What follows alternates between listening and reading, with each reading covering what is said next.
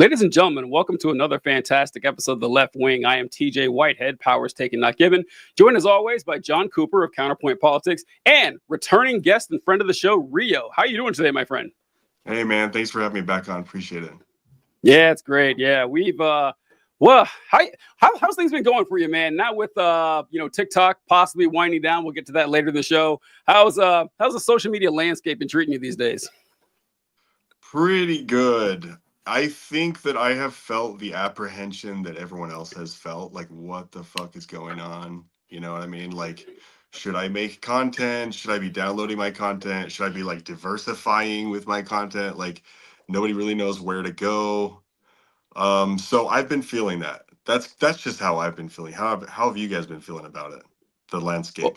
Well, John and I were talking about it last show. I've been migrating more and more to YouTube. I still do TikTok videos, just fewer than I was before. And Instagram, I never really got the feel of that one. I'd share stories on occasion, but Blue Sky, I don't know. Every time I'm on Blue Sky, honestly, it sounds crazy to say. I was like, I wish I was using Twitter instead. It's just, it doesn't, it just is not doing it for me. I don't know. I never use Threads at all. How about you, John? I know you use Threads. Yeah, so I use Threads. Here's my problem with like social media, because there's John Cooper's social media habits, and then there's Counterpoint Politics. And so, like, if I'm on a platform such as Instagram, I use my Instagram account for Counterpoint Politics. I have my own personal Instagram account that I use, like, the average fucking American male. I, post on a couple times a year. I check up to see, what my friends from high school are up to, and that's how I use Instagram. And then there's Counterpoint Politics. So it's hard for me to jump onto a completely new platform where I am not native to it. Even Instagram, I mostly just do TikTok on Instagram. And so I've been trying to engage with stories more, using some of the unique features of Instagram, but I really don't want to, because that's not where I do my own social media consumption. I'm on Twitter for my own social media consumption, and it's still the best for what I want it to be, despite how shitty it is, because the people that I want to hear from are there, and they're just not anywhere else. And so even when I go over to Blue Sky with Counterpoint Politics, I'm not using it for John Cooper. So like it's harder for me to get involved with the culture of the platform, which I feel like is a little bit more important on those apps. But as you said, Rio, like, I don't know. I have been going like a roller coaster all week, emotionally and like analytically, about the whole TikTok thing, because I'm upper middle class born white dude. The government doesn't usually affect my life quite so directly. It's a very very unique experience. This is very intimate, the way that they're doing personally it now. targeted by the government, and even more so that, like, I know that I'm not like the biggest account or anything, but to know that my content specifically is part of the larger reason why the app is getting taken down, being the pro-Palestinian information that's available there, unlike any other app. It's a weird feeling, but I started with it's not going to happen. On Monday, I started accepting that it's going to. Yeah. And I think today the needle has moved back to it's not going to happen. Because reports are coming out that Biden's trying to stop it. Trump already said he wants to stop it. The Supreme Court seemed like a locked in no, like they're not going to stop it. And we expected a decision on Monday, and it's about to be Friday and nothing. So it just really feels to me still like it's not really going to happen. I don't know. Like it's so impossible. I've never experienced anything like this before. It actually feels like when your team is like in the running for the big free agent wide receiver, and you're like constantly like trying to parse news reports and like figure out what they really mean by the words they're saying. That's what I feel like following this, because no one actually fucking knows besides the people who are involved. Yeah. It's so Scott C. I haven't seen that, Scott C. Can you send me a link to that? Because the one I pulled up one recently. Scott C. says that. I haven't seen that. This would be massive news to me, Scott. Like, we're getting a huge live reaction if that's the case. Because I can't. Oh wait, there it is. I see it now. Okay, I'll pull it up here, and we can get this hot off the presses here. And White House gives agencies 30 days. Let me see. That is wild. Okay, man, it's going to feed right into what we had to say about this entire thing.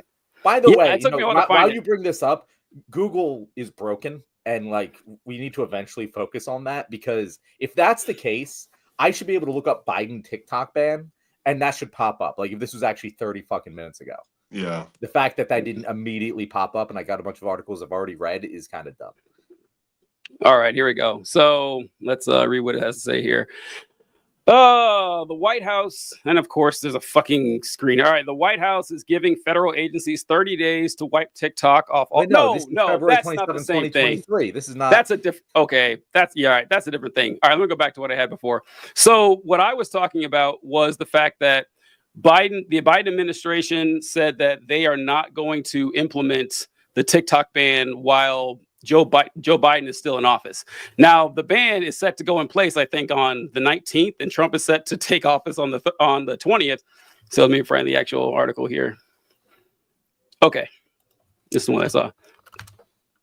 President Joe Biden's administration is considering ways to keep TikTok available in the United States if a ban that's scheduled to go into effect on Sunday proceeds. According to 3 people familiar with the discussions, Americans shouldn't expect to see TikTok banned on Sunday, an administration official said, adding that officials are exploring options for how to implement the law so TikTok does not go dark on Sunday.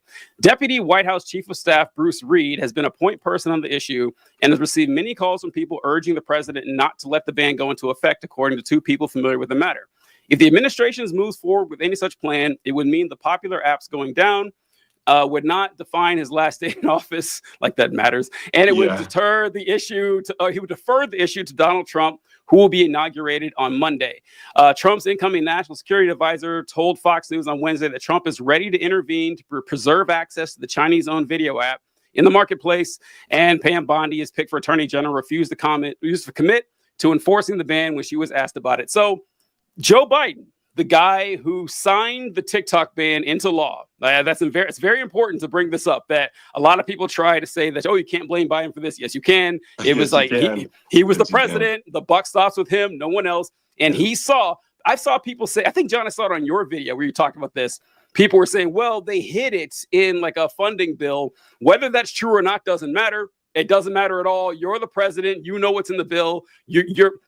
I'm sorry, I couldn't read the bill I was saying. What kind of excuse is that? He's the most powerful man in the world. Stop treating him like you're a 12-year-old nephew. They don't even have to read it, guys. They can just be briefed. They can be briefed exactly on it. Honestly. Yes, people get paid a lot of money to read through hundreds of pages of a boring text. And listen, you listening to my voice right now, honestly, it doesn't matter how old you are. Your signature means something, right? Your signature carries a hell of a lot of weight. The course of your life could be altered by signing a piece of paper. That applies times 1,000,000 to Joe Biden, okay? If he can't be held responsible for this, I don't know why we put him in the position. So, it's Biden's fault that he did it. And him coming around and says, well, maybe I'll just kick the can down the road. It is perfectly emblematic of Joe Biden's term in office. We're going to get to that, later on the show. But Rio, I believe you're hearing this for the first time. What's your reaction now? No, here's the thing, dude. I'll tell you guys what my opinion is, and it might be way out in left field. I feel like this is weird ego pageantry, basically ego campaigning against each other between Trump and Biden, both not wanting to be held publicly responsible. It's optics. They don't want to be held publicly responsible for destroying TikTok. And so they're trying to pass the hot potato to each other. I'm not going to fucking ban. I'm going to do that. And so I feel like that's my opinion. I feel like this is an attempt at making kind of maybe whitewashing Joe's ego, you know what I mean? Like before he leaves. That's how I'm taking it. Is that weird? Is that too weird? So I unfortunately have to report, and I really hate to say this because even speaking it into existence is harmful to me. But I know what's happening here. Mm-hmm. And once you hear this, I think you're going to agree with me. This is exactly precisely what happened. I think that the primary impetus for the entire TikTok ban, while, we like to talk a lot about Palestine and all of the free speech and all of this, definitely plays a factor in this. Don't get me wrong. But what has become clear to me is that this is a fucking power move for American companies to buy TikTok. What happened is that the US government was like, yep, we're going to do this so that Meta or someone can step up and buy TikTok, because obviously that's what TikTok was going to do. That's what what happened with Grindr when we did the same thing with Grindr. And then TikTok was like, fuck you. I'm going to call your bluff. And the American government was like, what do you mean? No one's ever done that to us before.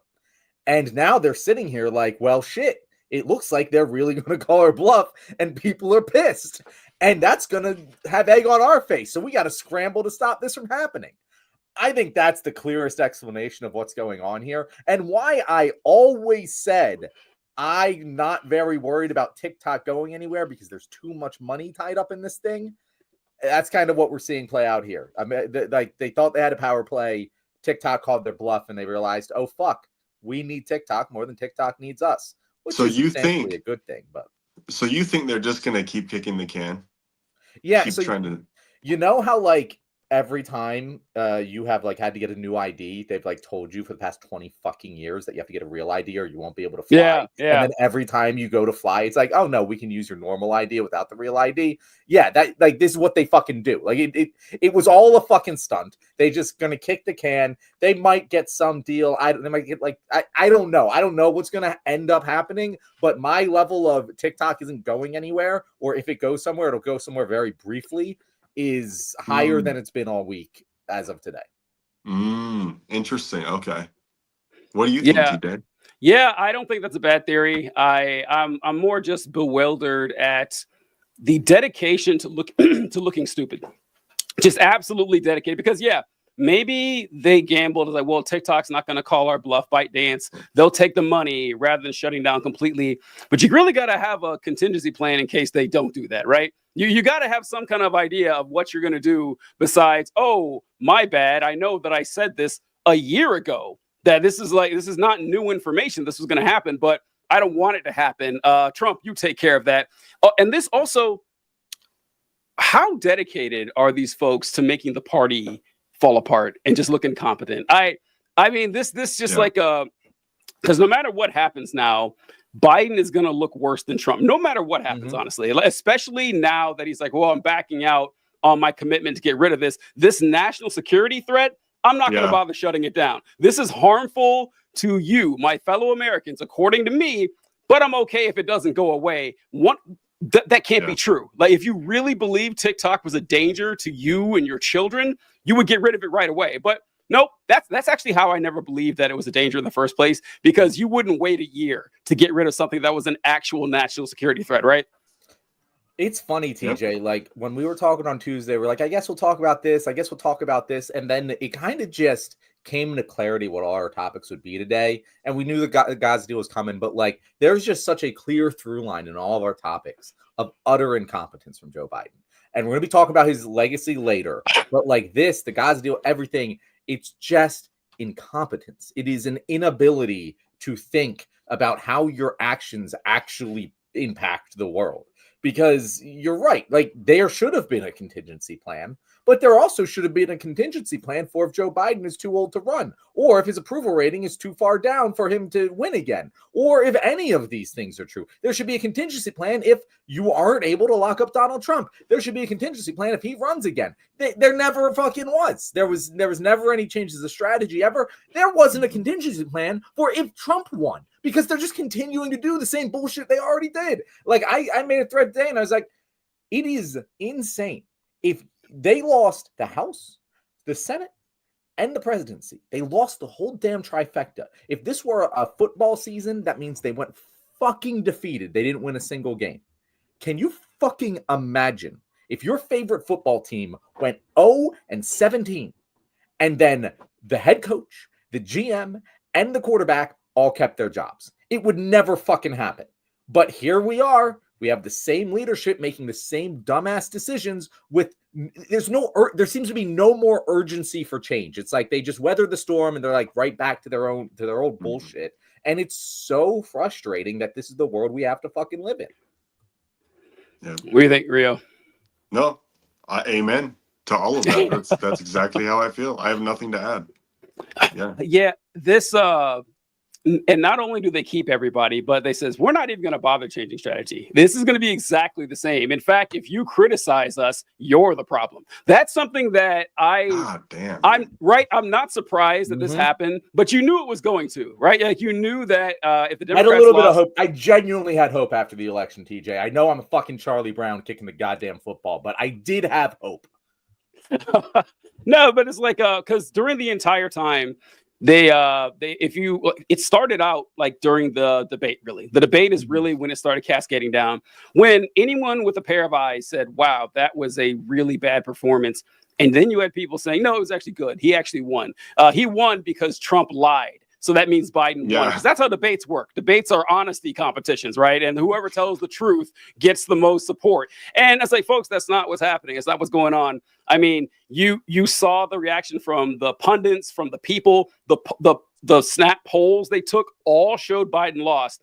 And what you saw was, honestly, what we saw during the debates answered a lot of questions that are suspicions that we had. Because John and I would always talk about how Biden could have done the same victory laps, like the ones that Trump did about the economy or the metrics like unemployment or the stock market. Trump did that Biden was never doing that. It's like, why isn't he on TV every day saying this? Well, now we know why. Now we know exactly why, because he couldn't string sentences together. And it's like, okay, this guy's not up for it. And still, like influencers and pundits were all saying, you guys are going to be the reason that he loses. When Harris started saying, well, I really love the fact that Dick Cheney supports me, and let's campaign with Liz Cheney. Let's say we need a lethal military to fight the Hamas threat. It's like, this isn't going to help. And when we said that, we were yelled at. It's like, okay, well, folks, this is what happens. And do you want to keep losing? Because it sure as hell looks that way.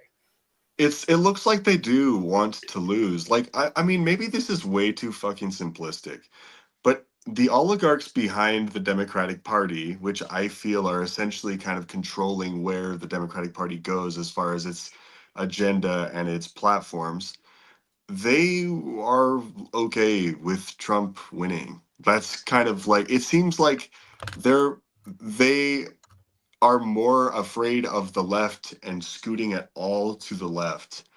They would rather let, like, intentionally, I don't know, I don't want to say controlled opposition. I know that people have strong feelings about controlled opposition, but god damn, it's something like that, because it's so bad and so wrong and so like intentionally, it looks intentionally evil sometimes, you know, or at least contrived in a way that it's like they know that they could do better and they know how, but they don't. Anyway, does that make sense? It makes perfect sense, Rio. It's actually, I love that you mentioned the terms oligarchs and controlled opposition, because someone else mentioned the term oligarchs yesterday evening, and that was Joseph Robinette Biden. And very funny, very funny. It was very funny because he said essentially that, oh, we have this dangerous rise of oligarchs controlling America, right? And you know what? Fine, I agree with you. I disagree with you on the timing of that. I feel like it's been a while coming, but yeah, it's getting worse right now. I agree with you, Joe. Here's my thing. If you think it's so dangerous, what the fuck have you been doing about it for the past 4 years? Like, stop it. Like, what is the point? If you keep telling people about how dangerous the Republicans are, and then just don't do extreme shit to combat that extreme danger, you look like a passive fucking idiot. Either you don't know how to beat the danger, which is bad. You aren't capable of beating the danger, which is maybe worse. Or, as you just said, Rio, you aren't actually trying to beat the danger. You are controlled opposition to it.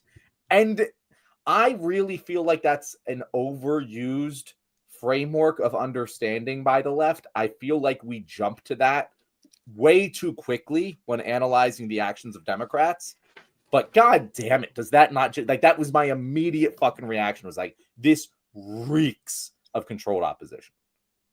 I think that Democrats know very well, and oligarchs know very well, that they know how to inspire the base. They saw Bernie Sanders do all of this shit, and it did not go unnoticed. They ignored him in the media and all this stuff, but they all saw, holy shit, this guy's raising money for like $2 a donation or whatever. Holy crap, this guy is changing politics. They know that if they adopt progressive policies, they will have a blue wave. If they really truly wanted to win, if the party wanted to like become powerful and start winning elections, they know that adopting more progressive platforms is in fact the way to do that. They know it. The oligarchs know it. I think the party knows it. But they do not do that. They do not do the fucking thing that would make them win. That's why it looks like controlled opposition. You know what I mean? TJ, what do you think about controlled opposition? Is that too much to say? So TJ, before I want you to answer that question, but I wanted to just mention, since he brought up Bernie, a poll came out today from Morning Consult.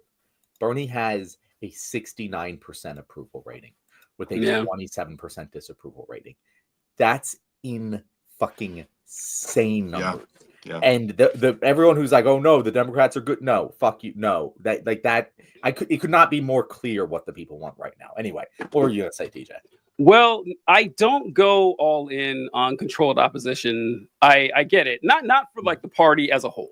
I think that there are maybe some people that could apply to, but the party as a whole, I can't quite get there. Although it's getting hard to argue against it, I have to say. But it's because, well, there's a few reasons for it. The first is that as a politician, your number one goal is to get elected, right? Like that's it. Like you wouldn't be there unless you wanted that. Your number two goal is to make yourself wealthy and powerful, right? Which kind of coincide with winning. Losing doesn't do a lot for you. If you're running, that it's harder to raise money when you lost, and it's harder to raise money when your party isn't in power. So what I think is that they're facing this catch-22, that they actually do want to win. And like John said, they know what's popular with the base, but they also know that the person who raises the most money almost always wins. They know that. And the easiest way to get money is to take corporate donations. And when you take corporate donations, you have to back corporate policy. And if you abandon those corporate policies, you lose the corporate donations and risk what Bernie did. And Bernie's always been an independent. He's been independent for 45 years. These folks haven't. And so if they drop out and say, well, we're not taking corporate cash, that's a big gamble. Someone else could outspend you and then they could win. I think that's actually what's going on. And also they just don't believe this. Like they don't want like you guys said, they don't want the progressive policies either. But I don't think that they actually want Republicans to win. Then you just be Republican. That'd be a lot easier, right? Than actually running as a Democrat just to get Republican policy passed. I don't think the Democrats themselves consciously want Republicans to win. I think they're kind of like more inside of it, and they are convinced of the whole illusion of it. But I think the oligarchs themselves are okay with the Republicans winning. That's 100%.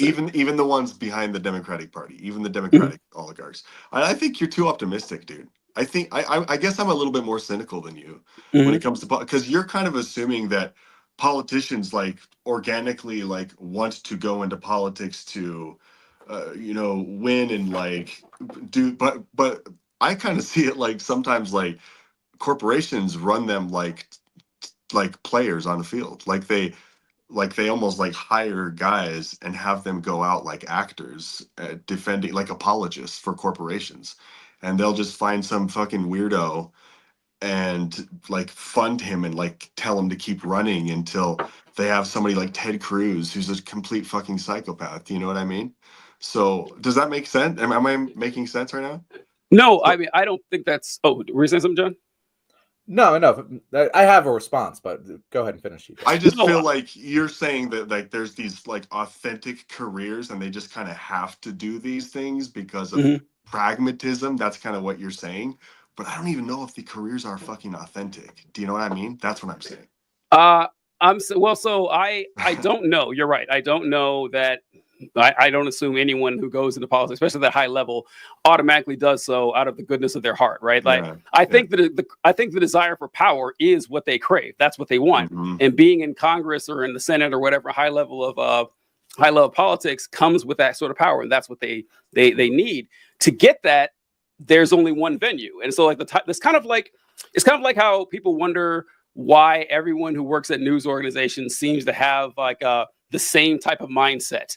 And it's kind of, it self-selects for those people. Those people wouldn't be there if they didn't have that mindset. And even if someone goes in with good intentions, because like obviously not everyone who gets into politics is, you know, just a living example of the banality of evil. You can look at even like Nancy Pelosi.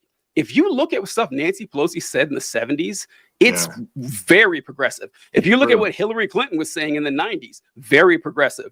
And then as time goes on, I think that the system, they know, wow, if I'm going to stay here, I got to play ball, and you become the monster, whether you want to or not. That's why, like, people always like, oh, you guys should run for office and everything. We'd end up the same way. Like, we'd end up the same way, and we wouldn't be there. It's one or the other. And so I don't think it really matters, like, if they're good people on the inside or not with authenticity. I think that the system only produces one type of person.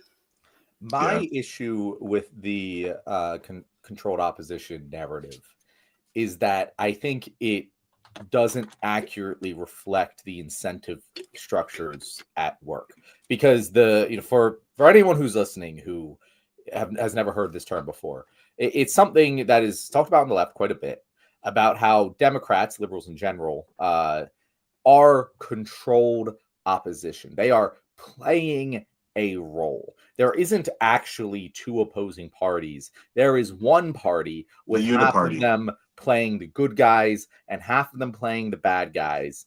And we're, from whichever perspective you are in America, you're rooting for one side or the other. But really, you know, marginally things are going to change. But at the end of the day, things are going to more or less remain the same.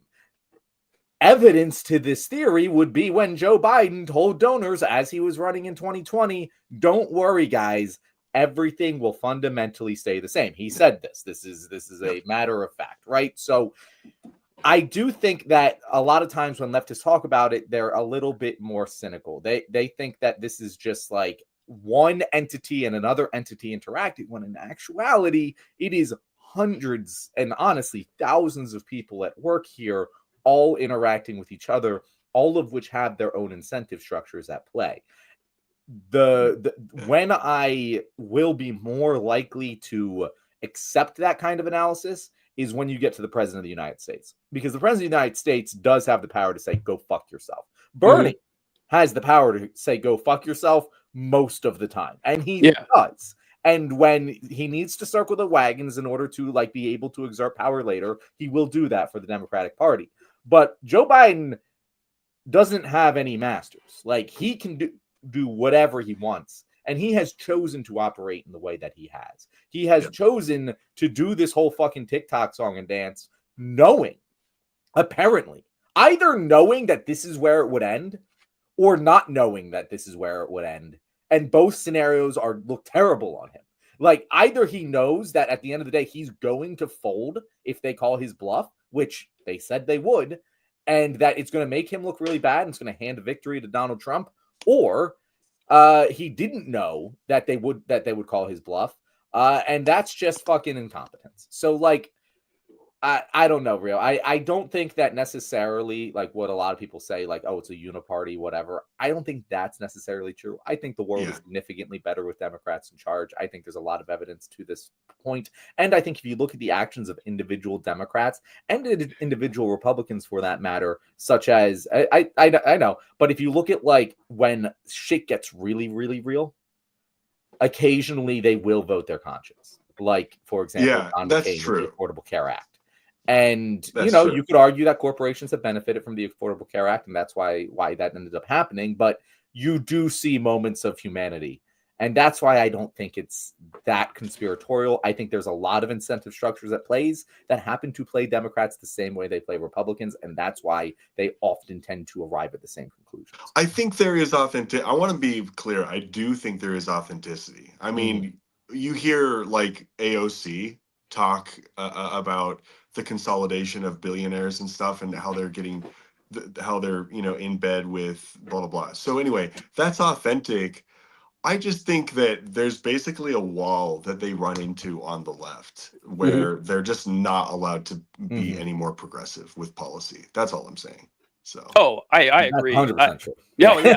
I think the controlled opposition definitely plays in that venue, because they're like how there's always some sort of rotating villain in the Senate that's always stopping the policies. Like, Cinema and Manchin are going to be the sacrificial lamb, saying, man, I wish I could raise minimum wage, but Manchin, what are we going to do about him? And Fetterman's setting himself up nice and pretty for that role.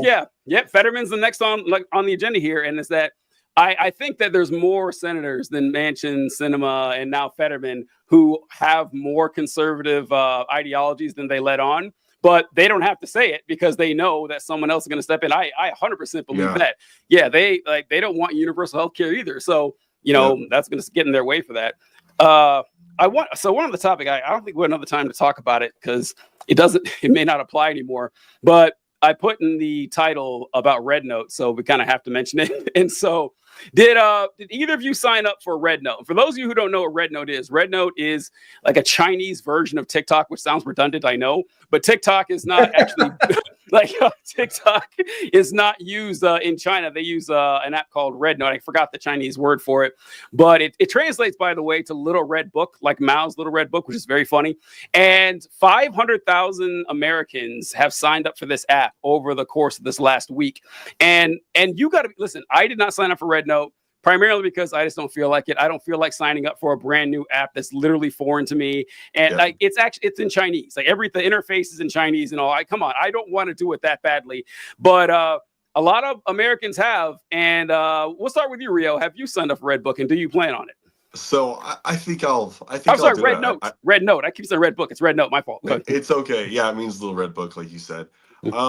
I can't remember if I made an account, but I will make an account if I haven't yet. I spent like 5 hours on it, scrolling and looking around. It's not really so much like TikTok. It's more like Chinese Pinterest, but they're trying to basically accommodate us and make it a little bit more like TikTok. There's a lot of like problems, and we can get into this whenever you want, but like the community guidelines for RedNote are literally just like the guidelines that the government gives to its citizens in China. So you have to support socialism. Okay, you can't criticize their form of government. You can't criticize Xi. Like if you go and look at the community guidelines, it's pretty heavy. So the point is, it's never gonna be like TikTok. So we are like going into someone else's living room, and we're sitting down with them at dinner time, and we're kind of listening to them speak and like getting a vibe for the family. This is a whole new people. If you port over your data, your videos and your content, you're literally sending your videos to China, to their most popular social hub, to be played in their public square. Like totally different location than you. It's nothing really like this has ever happened, by the way. It's like a literal migration. It's pretty interesting, but you can't criticize stuff. So it's not like all these deconstructionist TikTokers that have been so contrarian can go over there and start doing content. You know what I mean? So that's I think it's cool that it's happening. Mm-hmm. That's all I have to say. Yeah, Rio, to add on to that, I agree with TJ. I'm not gonna fucking use it. Like if by some miracle it like becomes a thing, I'll use it. But like it's in fucking Chinese, bro. Like we can't get there's a lot of mass of Americans. There is a lot of English on there. Like there you have all these Chinese people that are like making videos. Welcome to you Americans. Please don't show your boobs. Like I seriously watched. Don't show your boobs. they're like, you can celebrate your body, but don't be like, crazy about it. And I'm like, oh, and I'm man. I don't know if you guys know Chinese culture at all. Not that I super know it, but like I know that they're very sometimes like socially rigid about their norms. They seem to tend to be like conservative, very proper. They're a very beautiful, prideful people, prideful in a good way, like in their culture and stuff. So you go over there, dude, and you get that. They tell you what their norms are, and so they don't really tolerate a lot of this stuff, Anyway, I interrupted you, man. Keep going, John. No, it's totally fine. And that's the cool part about this story for me is that forever China and America have existed in walled gardens. Like there's not actually that much. The most communication you have between Chinese people and Americans are Chinese students coming here to study, and then occasionally American expats going over there to do business. But there's no sort of, like when I said critical mass for a social media app, that's more than 500,000 people. That's 500 million people, you know? But like, in terms of the amount of interaction with Chinese people and Americans so far, 500,000 in the span of 24 hours is insane. And it is very interesting to see people reacting to this because they're seeing, and this is the massive fuck up by the US government, to be perfectly honest. I think that there's a tendency on the left to be like China good guy, US bad guy, and that is definitely fucking incorrect. But like Chinese people, normal guys. American people, normal guys. Like these are just normal people. And there is this idea of China, I feel like, in the average American's mind of China being this like North Korea, honestly. Like I feel like most like the average American, if you were like going to say what is China closer to, North Korea or America, they'd go North Korea. And in some ways that's the case, but if you look at like the average life of a Chinese person, it's not all that different than your and mine. And that's the problem with 500,000 Americans joining a Chinese lifestyle app is that they're seeing, oh shit, these people live a life that's virtually identical to mine with a different language. Like that's it. And they're seeing some of the propaganda that America has exposed us to about the Chinese people to maybe be wrong. And they're getting hit with Chinese propaganda. Like again, there is a middle ground here between the two. Both sides are bad, right? But like, humanizing the Chinese people is the last thing the American government wanted to do, and they just accidentally butt fuck themselves into it. And that is, if there is any lasting impact of this RedNote thing, I think it's a flash in the pan. I think we're gonna forget this ever happened like 2 months from now. But it is neat. I'm enjoying seeing people's experience. Am I going to use the app? Fuck no, because I don't have the time to do social media for myself any more than I already do. But and it's not going to work for my political content. It just fucking ain't. That's right. But that's like, I think it's cool. I think it's a cool thing that's happening. I think it's the funniest possible outcome. Exactly. Banning the TikTok is for Americans to fly to like. There's so many things that happen nowadays that it's just like, oh, if you wrote this in a movie, no one would believe it. Yeah, the app's called Mao's Little Red Book, and that's what they're choosing. Like, of fucking course it is. It's fantastic. Hey, it is funny that like the tip of the spear that the United States government was saying why everyone needs to be afraid of TikTok is because the Chinese government is stealing your data. Only to find out that 500,000 people in a couple of days said, take my data, please, Chinese government. Here it is. Hey, you can have it all. It's like, oh, they don't really care because they know their data is being stolen by someone anyway. So, well, what does it matter what country the person's in? And the thing, what is it? John was talking about how, the interface is a lot of Chinese. And Rio, you said that you actually downloaded it. You said, well, it's not all in Chinese. Rio, any Chinese is too much Chinese for your average American. They're not going to do that. They're not going to it's going to look confusing and intimidating. Americans barely understand English, Rio. We read at a sixth grade reading level. There's no way that the Chinese app is going to take off. People are doing AI. My fucking life. At least as it currently is. That app ain't going anywhere in America.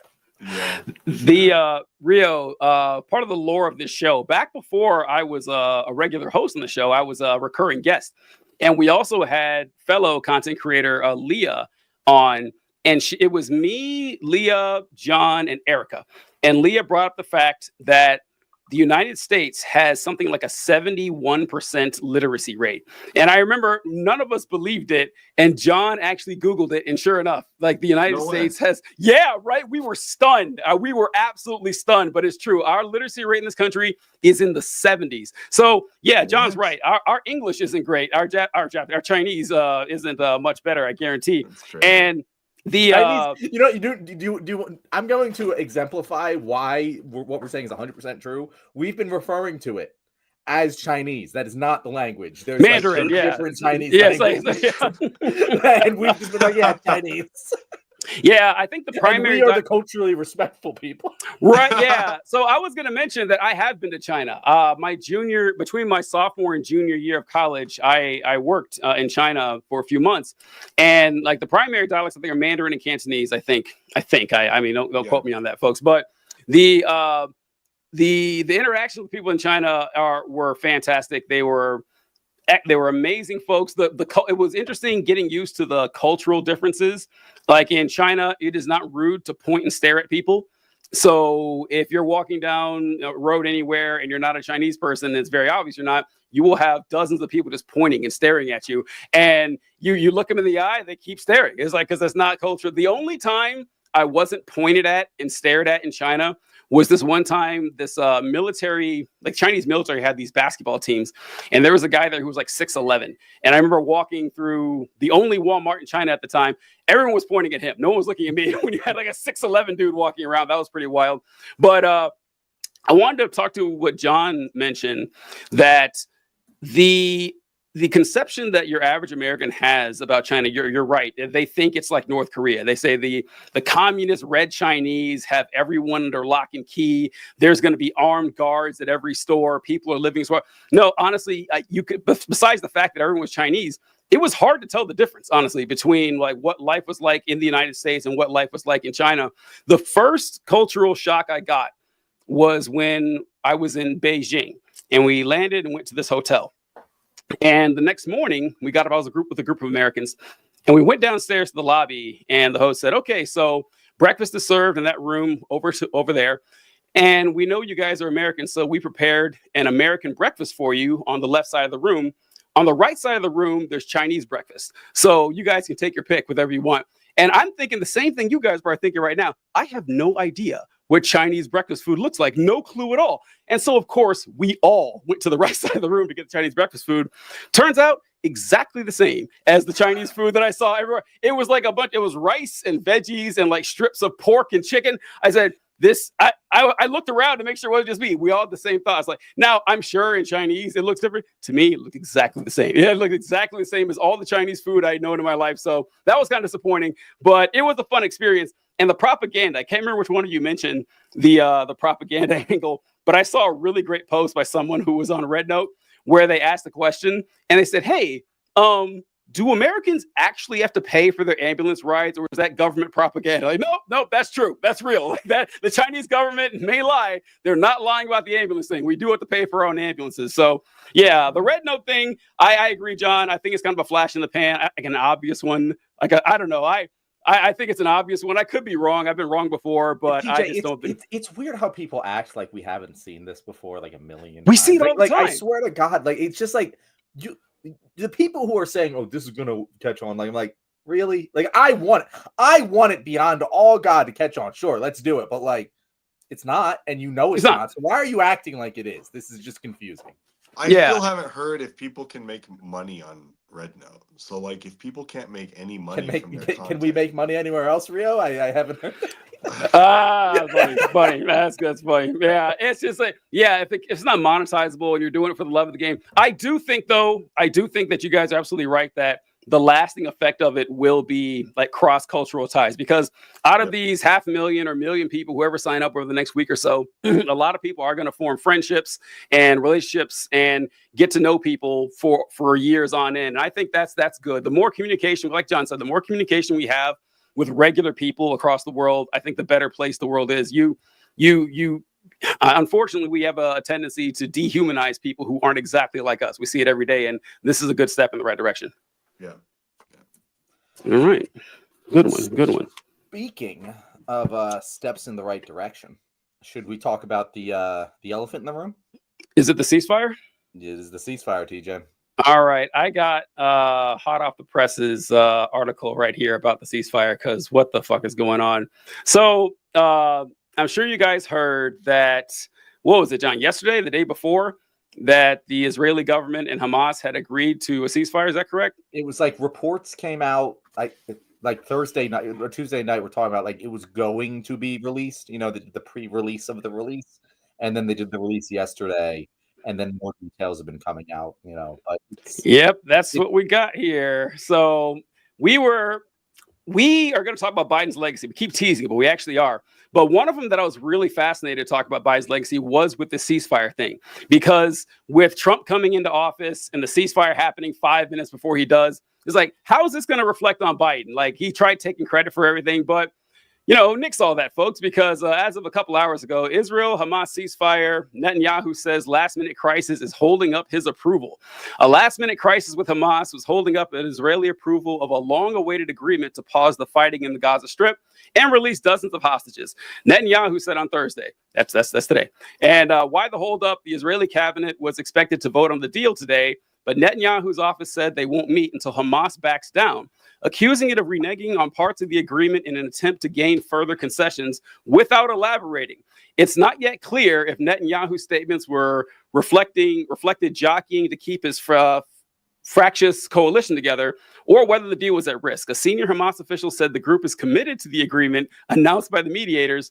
The agreement would bring relief to hard-hit Gaza Strip, where Israel's offensive has reduced areas to rubble and displaced 90% of the population of 2.3 million people. So maybe we, pop the bottles a little too early on the Gaza ceasefire, and the Biden administration is ending in an embarrassing fashion on every possible level. It's just incompetence all the way down. So we'll go to you first, John. What do you think about this update?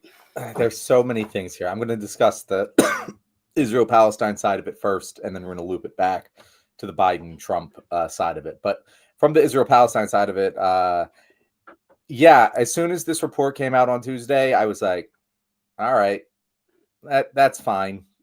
I'll believe it when I see it. Yeah. And my reaction today is, all right, that's fine.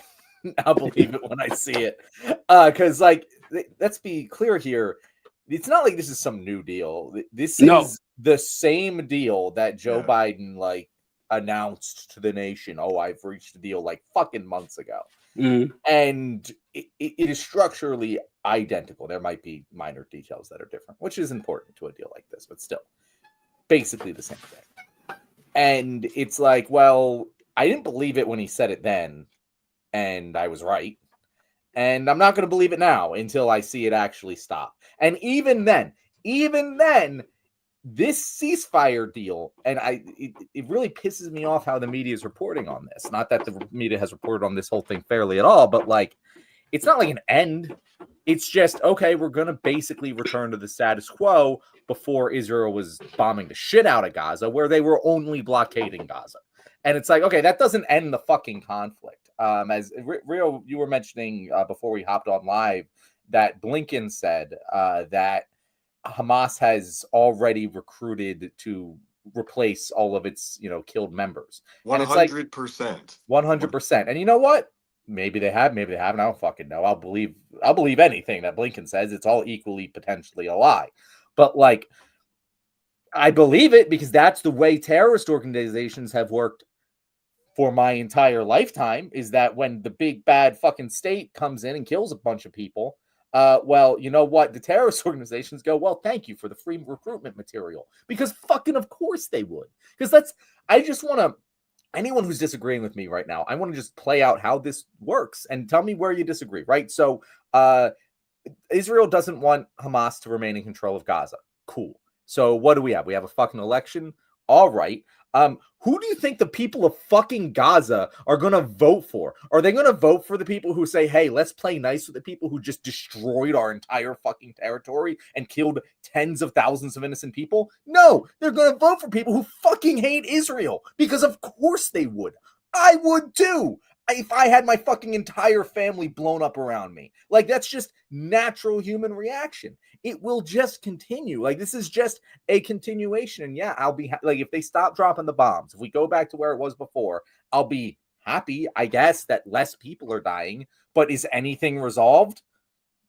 No, not at all. We're just continuing the same shit as we were before. I don't know. Did you have any joy, Rio, when you heard this this headline, or was it kind of, do you feel the same way as I did? Well, I mean, it's no surprise that Israel is sabotaging an agreement. Like, is have they ever not fucking done that? It's No. the most consistent thing in the world, and it's funny because they have consistently embarrassed Biden. I mean, don't you guys think? Like, Mhm. he's tried at every turn for the last year to like make things look as good as possible. Oh, 2 days it will happen. Oh, in 2 weeks something will happen. Oh, and it's like they're always trying to. This has just been a PR nightmare for Biden the whole time. And fittingly, that he's leaving office on this note where Israel makes him look like a fucking idiot. So yeah, it's there's no end in sight. We could talk about this. Could also segue into Hexeth because we could talk about like warmongering and what Trump is gonna do. But yeah, I don't know. That's all I have. It's just depressing and So embarrassing for Biden. when this came out that there was an agreement that Israel would accept the terms of the ceasefire, the first question that came to my mind was, well, why? Why would they do that? What could possibly be in it for them to say, oh, this entire time we've been doing this bombing and saying that we want to, wipe Hamas off the map, and that we're hinting very strongly that we're going to just, settle the Gaza Strip and keep it for ourselves. And now now this, okay, well, just kidding. We didn't mean any of it. That didn't make any sense at all. Like what you think Donald Trump cares if they did that? And a lot of people are saying that they did this to specifically make Biden lose. And it's like, okay, if they did, then that just reinforces what I said. Why would they stop now? If you did all of this to make Biden lose, why bother? Just keep going like you wanted to. Now this makes a lot more sense where they're backing out of it for reasons. And then, like John said, even if they did sign it, what would make us think that they would actually stop in the future? And John, you pointed out, not the future, the present. They killed. They killed. I'm sorry. Al Jazeera reports they killed 87 Palestinians today. Today. 21 of them children, 25 of them women. Yeah, it's. I saw a video about this yesterday, and it was incredibly prescient, where they said, they showed this video of a bunch of people in Gaza, a bunch of Palestinians celebrating the call for the ceasefire. And the person said that it was actually very distressing watching that video because, all throughout Gaza, there's over 1 million people, celebrating this. And he said, a lot of those folks will not be alive tomorrow. They said they're celebrating, but Israel is going to, and John's right, they absolutely did. And I wanted to pull up just a Hall of Fame tweet. Like when the world is burned down and there's nothing left, I hope that we have monuments built to these, tentpole tweets that have carried us a lot of year. But this one, I'm not a political expert, but if you eliminated Hamas and killed my whole family in the process, my first move would be to start Hamas too. That's what happened. That's exactly what happened with the 100% retention or recruitment rate and replacement rate for Hamas. And this, once again, I don't know if we'll actually do the Biden legacy thing because we keep referring to it, at the end of every segment. We're going to. I'm like holding back a lot of my Biden takes. So, like, I'm going to have to release that. All right. We have to go another 3 hours to do so. It's building up. It's going to happen. You're not getting away that easy, Joe Biden. You only got a couple days in office. We're coming for you, bro. But there was a poll that was released. Let me see. It was a YouGov poll, I think. And, damning new poll shows price that Harris paid for backing Israeli genocide in Gaza. And a YouGov poll backed by the Institute for Middle East Understanding Policy Project released Wednesday, showing that among the 19 million people who voted for Biden in 2020 but did not vote in 2024, nearly a third of them named Israel's U.S.-backed war on Gaza as the top reason for staying home. The top reason these non-voters cited, above the economy at 24% and immigration 11%, was Gaza at 29%. What was this all for, Joe Biden? What was this all for? You stood steadfast by Israel's side with an indefensible assault against innocent people in Gaza and stuck by it, only to be played by Netanyahu the whole time and tanking your vice president. Maybe she would have lost anyway, but you didn't make it easier for what? Like what did anyone gain out of this, including yourself? Like what did he get out of this? I just don't understand. And so I just want to bring those two up. Well, what do you think, John? I think so. First of all, I hate having to explain to grown-ass adults that when you unjustly murder someone's family, they're gonna want to murder you back. Mhm. Not all the time, but you do it enough times, like on the scale of tens of thousands, you're just gonna make a lot of people want to kill you. And it blows my mind how many fucking, again, grown adults don't seem to understand that tweet that you just posted. Because to me, I read that and I go, yeah, I would have understood this as a fucking kindergartner. And through the rest of experiences in my life, have only proven to me that that is 100% correct. Whether we're talking about fucking international terrorist groups or we're talking about interpersonal fucking relationships, if you do something which hurts innocent people, people are going to want to hurt you. Like, and I say this and it sounds dumb. I feel like I'm degrading myself by saying it because I'm like, oh, well, our audience must clearly understand this, but apparently most people fucking don't, because they'll still sit here and tell you, hey, yeah, this is what we need to do. We need to murder tens of thousands of people or else Israelis will never be safe. And it's like, no, that's what's making the Israelis not safe.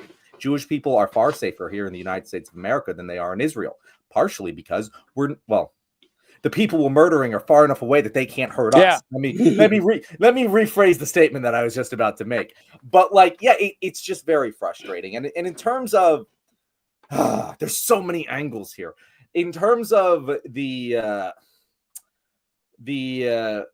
politics of it all, it just seems like the worst of all possible worlds for Joe Biden. Yeah. You deal with, you spend your fucking life dealing with this for a year. This is going to be an integral part of your legacy as president, and you didn't pursue more aggressive options, right? Until the very end, when Donald Trump, I don't know what made this happen exactly, but like Donald Trump gets to claim victory. Donald Trump gets to claim he did this, that Israel is doing this because they're afraid of the strongman option, which is going to teach everyone the worst possible lesson out of all of this. It not only gives your opponent a victory, but as Rio, you alluded to earlier, it feeds the fucking warmongers, because it's like, oh, what we really need is strength. We need to show these people that we're strong, when in reality, killing people just leads to more killing. So it's really upsetting. I don't know why Joe Biden did what he did, and it honestly exposes the entire fucking rot of liberalism in general, because you have one side that actually says they believe that, you know, might equals right, that we need to exhibit strength, that we need to hurt innocent people to display our dominance. The other side wholeheartedly believes it, and they say it with their fucking chest. Liberals say they don't believe it, but then act as if they do. Like, if you were to look at what Joe Biden has done and compare it to what Donald Trump would have done, it's probably the same exact fucking thing. But Joe Biden doesn't say it with his chest. And so he just looks fucking weak. He looks completely ineffectual. And I believe that Donald Trump didn't actually play too much of a factor into this. I believe that Netanyahu mostly wanted to hurt Biden and was waiting for it. I don't think Donald Trump's strength is what changed people's minds here. But Joe Biden's weakness certainly fucking did. And I just don't understand what the plan was. Like, I don't understand how this is a desirable outcome for Joe Biden or the Democratic Party. It just seems to be a win for Donald Trump and the Republicans across the board, no questions asked, regardless of how much he actually impacted this. I always think that the real story here is voter suppression. And it seems like the Democrats somehow like want to bury their head in the sand, and they don't want to take any accountability for voter suppression. And then when Kamala Harris like can just literally continued the same policies that Joe Biden, a continuation of Joe Biden's policies with Gaza and Israel, like people were so deeply disappointed, and they were de-energized. I think the Democratic Party knows on some sort of subconscious level that they have to energize their base, but they weren't energizing their base. They were and it's like, they're suppressing all young voters, and then the voters don't turn out. And it wasn't Jill Stein. It fucking wasn't. They were literally just suppressed. So Democrats are remarkably good at suppressing their own fucking base. It's incredible, man. And you know that. And here's the other tragic thing, TJ. Like we were talking about, like morality and authenticity earlier. Mm-hmm. There are moments in U.S. history where we do moral things as a country. Yeah. Take down this wall, Mr. Gorbachev. Like there was like some sort of spiritual swelling that gripped the nation, and like he said the right thing, and that was the right thing to do. That was like a moment in human history. And there was a moment here that everybody was hoping that Kamala Harris would change courses and the Democrats would do something maybe a little bit moral, you know, and they fucking never did. And so it just, voter suppression was the obvious result. You know what I mean? Anyway, that's it. Yeah. It's like the really sad part about this is that, like what Rio said, there have been times in American history where, you know, whether the reason was noble or not, we did the right thing, right? Yep. You know,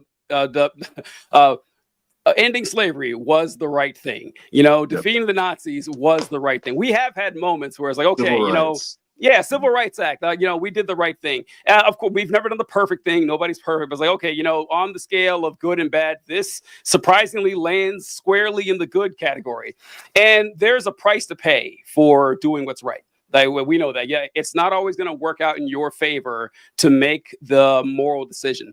And that's what makes the whole presidency of Joe. Let's go right into it. The legacy of Joe Biden and what makes it so bad is because, but let's say Biden thought this. I'm not saying this was his thought process, but let's give like the best case scenario in this is that his thought process was, wow, this genocide is actually bad. Once again, giving a lot of credit. So this genocide is bad. Israel is clearly in the wrong.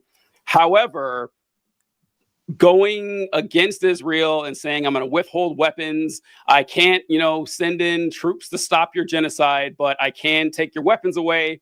And you're not going to do it with my help. Not going to happen. If I do that, I'm going to lose all this support, and I'm going to lose, or Harris is going to lose, and I can't do that. Let's say that's what he thought.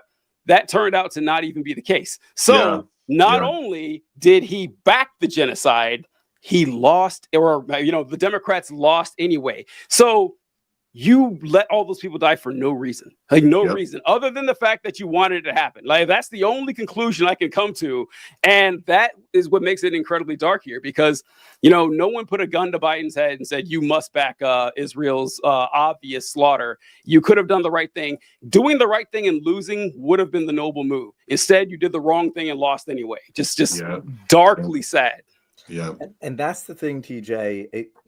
I don't know if it was Tuesday or last week that I said this, but Americans have become so used to like customer service speak, HR speak, that we hate it. And I'm realizing here that for a long time that wasn't the case. For most, you know, for not my life, but like, you know, for the average American, you know, anyone older than me, they at least spent a significant amount of their life at a time where the majority of interactions you had were authentic human connections, where you talk to someone, there was a reasonable expectation that they were giving it real to you, and those were most of interactions that you had in your life. But now most of our interactions, at least for a large percentage of Americans, are online, or at the workplace, and we never know when someone's being authentic or not.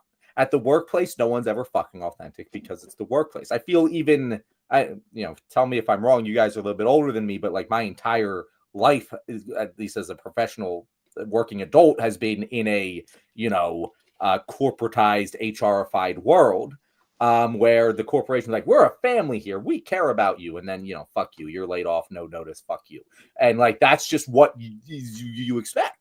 But I feel like it used to just be fuck you. Like, maybe I'm wrong, but I feel like that's like talking with a lot of like my older relatives and stuff. It's just like, yeah, the boss just said fuck you. You have to show up. That's what you do. And it's like, yeah, they were at least authentic. And now we just get inauthentic all the time. And if Joe Biden said, look, guys, this is what I wanted to do. This is where I think I went wrong. This is what I think the right thing to do was. This is how we tried to accomplish that goal. Even if I disagreed with him, even if I thought he was wrong in his goals or his strategies, if he authentically communicated with me what he was trying to do, I'd like him a hell of a lot more. A hell of a lot more.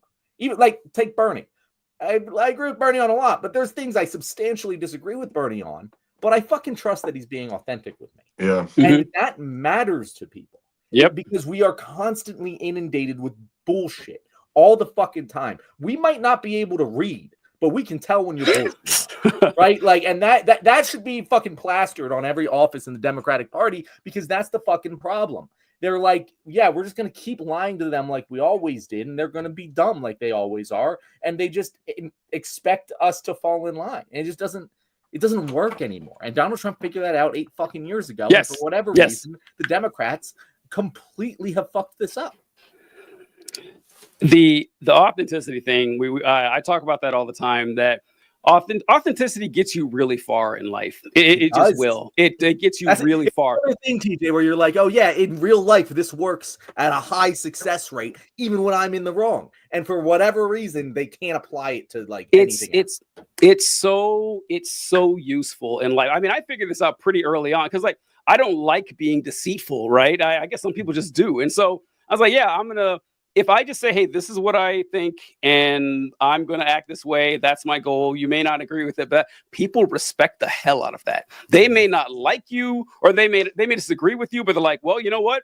At least he says what he thinks. This is actually, like you mentioned, I have a hard time getting this through to liberals. Oh, shit. I wrote something down. I forgot to mention, John, you talked about liberalism and how liberals will say they support the good thing, but in practice actually do the bad thing.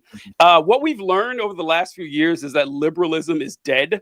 You are either a fascist or a socialist. Like, take your pick. Those are the ones that are going to win. So, sticking with the liberalism thing is kind of a lost cause. But the thing with Trump is that I tell this to liberals all the time, is that, listen, the reason Trump resonates with people is because he has the air of authenticity. There's no chance that Trump is going to say, well, this is a fine gentleman and we have disagreed. No, he's like, nope, I despise that guy. Fuck him. I hate him. And like to an annoying extent, like to a petty and childish extent, I saw him post something today and I got to read it. Here we go. Trump wrote that as of today, the incoming Trump administration has hired over 1,000 people for the United States government. They are outstanding in every way, and you will see the fruits of their labor over the coming years. We will make America great again, and it will happen very quickly. In order to save time, money, and effort, it would be helpful if you would not send or recommend to us people who worked with or are endorsed by Americans for No Prosperity, headed by Charles Koch, Dumb as a Rock, John Bolton, Bird Brain, Nikki Haley, Mike Pence, disloyal warmongers, Dick Cheney and his psycho daughter Liz, Mitt Romney, Paul Ryan, General Mark Miley, he is a general, James Mattis, Mark Jesper, or any of the other people suffering from Trump derangement syndrome, more commonly known as TDS. Thank you for your attention to this matter. Now, of course, that is, a childish rant or whatever. But when you read it, you don't even have to know who it came from. So, oh, that's Donald Trump. That's Donald Trump right there. That's how he thinks, and he says what he thinks, and it's awful. But people like the fact that he says what he thinks. He doesn't need to be truthful. This is also, John, you talked about personal interactions. It was a good point, because I thought about this a long time, like a lot longer than I'm comfortable admitting. But you ever sit down and look at the state of the world and have an honest conversation with yourself? It's like, why am I not a con man? What is wrong with me? Why am I slogging away with an honest living when there's just money to be, people are lining up to give you their money and their wealth and their attention for just slop? And then I started thinking about this, John. It's like, we all live our lives with the tacit assumption that the person in front of us is telling the truth, right? Like, you have to go out of your way to look really skeezy and deceptive. And honestly, 90% of the time, they are telling you the truth. They have a reason to lie. But if you just make a living out of lying, you can trick people. as long as you seem authentic. Like being a good liar is very difficult. That's why people don't do it, but we could. Like we could. I know we all could, but we decide not to. So I don't really know. I don't really know where to. I wrote down military bases and destruction. I don't know what that even refers to. Go ahead. TJ, I want to answer that question. Not that it's relevant to politics at all, but I do have a very serious answer to the question that you posed, since you thought about it so much. I've also thought the same thing. Right. Because it's like, we'd be very good at it. Like, we'd be incredibly good at it. And the real answer to the question is a couple things. A, just the amount of work that it would take to successfully live a lifestyle where I'm conning people on a regular basis. Because here's the thing, it does shut out certain avenues of life. And you have to be ready to burn it all down and restart if things go wrong, which they are going to eventually. You can survive that and be still very fruitful with it. But like, that's difficult. And it is much easier for me to con employers in email jobs because I speak well and can communicate things clearly and know the bare minimum level of effort that I need to put in order to retain my job and look good at it. Like, I am a con man, but like I'm doing it in a way that's socially justifiable. Like that's what I'm in marketing, bro. That's what I fucking do. I convince people to give people money that they really otherwise wouldn't have. Like, it is what I do. I just do it in a socially acceptable manner. Rio, what about you? Why are you not a con man? Rio's too authentic. Not a Rio con man? Be a con man. I cannot see Rio having the I don't know, the lack of scruples. Do you realize what you're saying, John? You're just describing why he'd be a perfect con man. Yeah, but if he had, but here's the, like, he seems like genuine. I don't know if he's conning me right now. I would be conned. He'd be very good at it. I'm really fucking good at it, dude. I'm actually a Trump supporter. He works for that. He's the controlled opposition. I'm a Second Amendment activist. We can talk a little bit about Biden's legacy. I don't know if you guys want to like keep coming back to that or whatever. We everything you have on Biden's legacy, push, and that'll be like the last like 45 minutes of our show. Rio, you're not getting out of this question. Why are you not a con man? You definitely died. Yeah, that was a damning non-answer. Now I'm curious. Now, yeah. Okay. You know what? So I used to be way into Dave Ramsey. Okay. Oh boy, I can't wait to hear this. People have a phase where you kind of come out of the working class. You've worked every fucking job. You've done the trades. You've done the certification courses. You've done college. You've done the entry level shit. You've done the skilled labor. You've been a private contractor. You've even gone into the fucking arts. You've done all of corporate America. You've worked, and finally you're like, I want to figure out how capitalism really works. I want to make some fucking money and be rich. Okay? So then you start reading Rich Dad, Poor Dad. Yep. 4-hour work week, Think and Grow Millionaire Rich, mindset. Millionaire Mindset, Richest Man in Babylon, and then eventually you get to Dave fucking Ramsey, okay?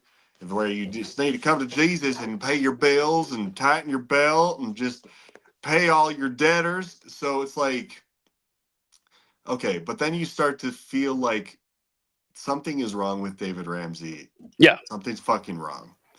There's some really fake, almost Mormon feeling shit about Dave Ramsey. Okay, I don't know if that makes sense to you, but there's a fakeness in Mormonism that you can feel, that you can sense. There's a fakeness in Dave Ramsey. Okay, then I say, okay, well, real estate investing is what I'm going to focus on, right? And then later I'll learn about the stock market. And I wanted to become a successful real estate investor. Okay. Mm-hmm. Housing for profit. That's the reason that 95+% of millionaires in the US are millionaires, and I'm talking 95+% real estate. They're landlords. Most of the people in Congress are all landlords. Most of the senators are landlords. They're technically landlords because they own a bunch of fucking people's houses. The point that I'm trying to make with all of this is like, you go from the working class and then you go into the capitalist class, and guess what? It's all still fucking fake. Mm-hmm. And you're like, this is kind of fucking immoral. Like, you go to this realm of investing. You go to this realm of investing. and you see that it's all kind of really morally bankrupt. So I could have been rich, guys. That's what I'm saying. Like, I could be fake. I could be fake and be like, all right, I'm just gonna make a shit ton of money. I had a friend that was buying up like $20,000 houses in Louisiana, like little ghetto Mm-hmm. houses. The whole neighborhood was poor working black people. Like there were nobody in the neighborhood except for poor black people. And he told me this. He told me this is Louisiana, deep in Louisiana. So he told me this, that he specifically went to this neighborhood for that reason.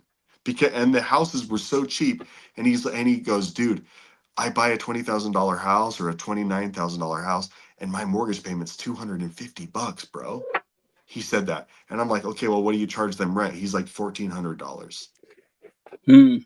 So he knows that this is the poorest demographic.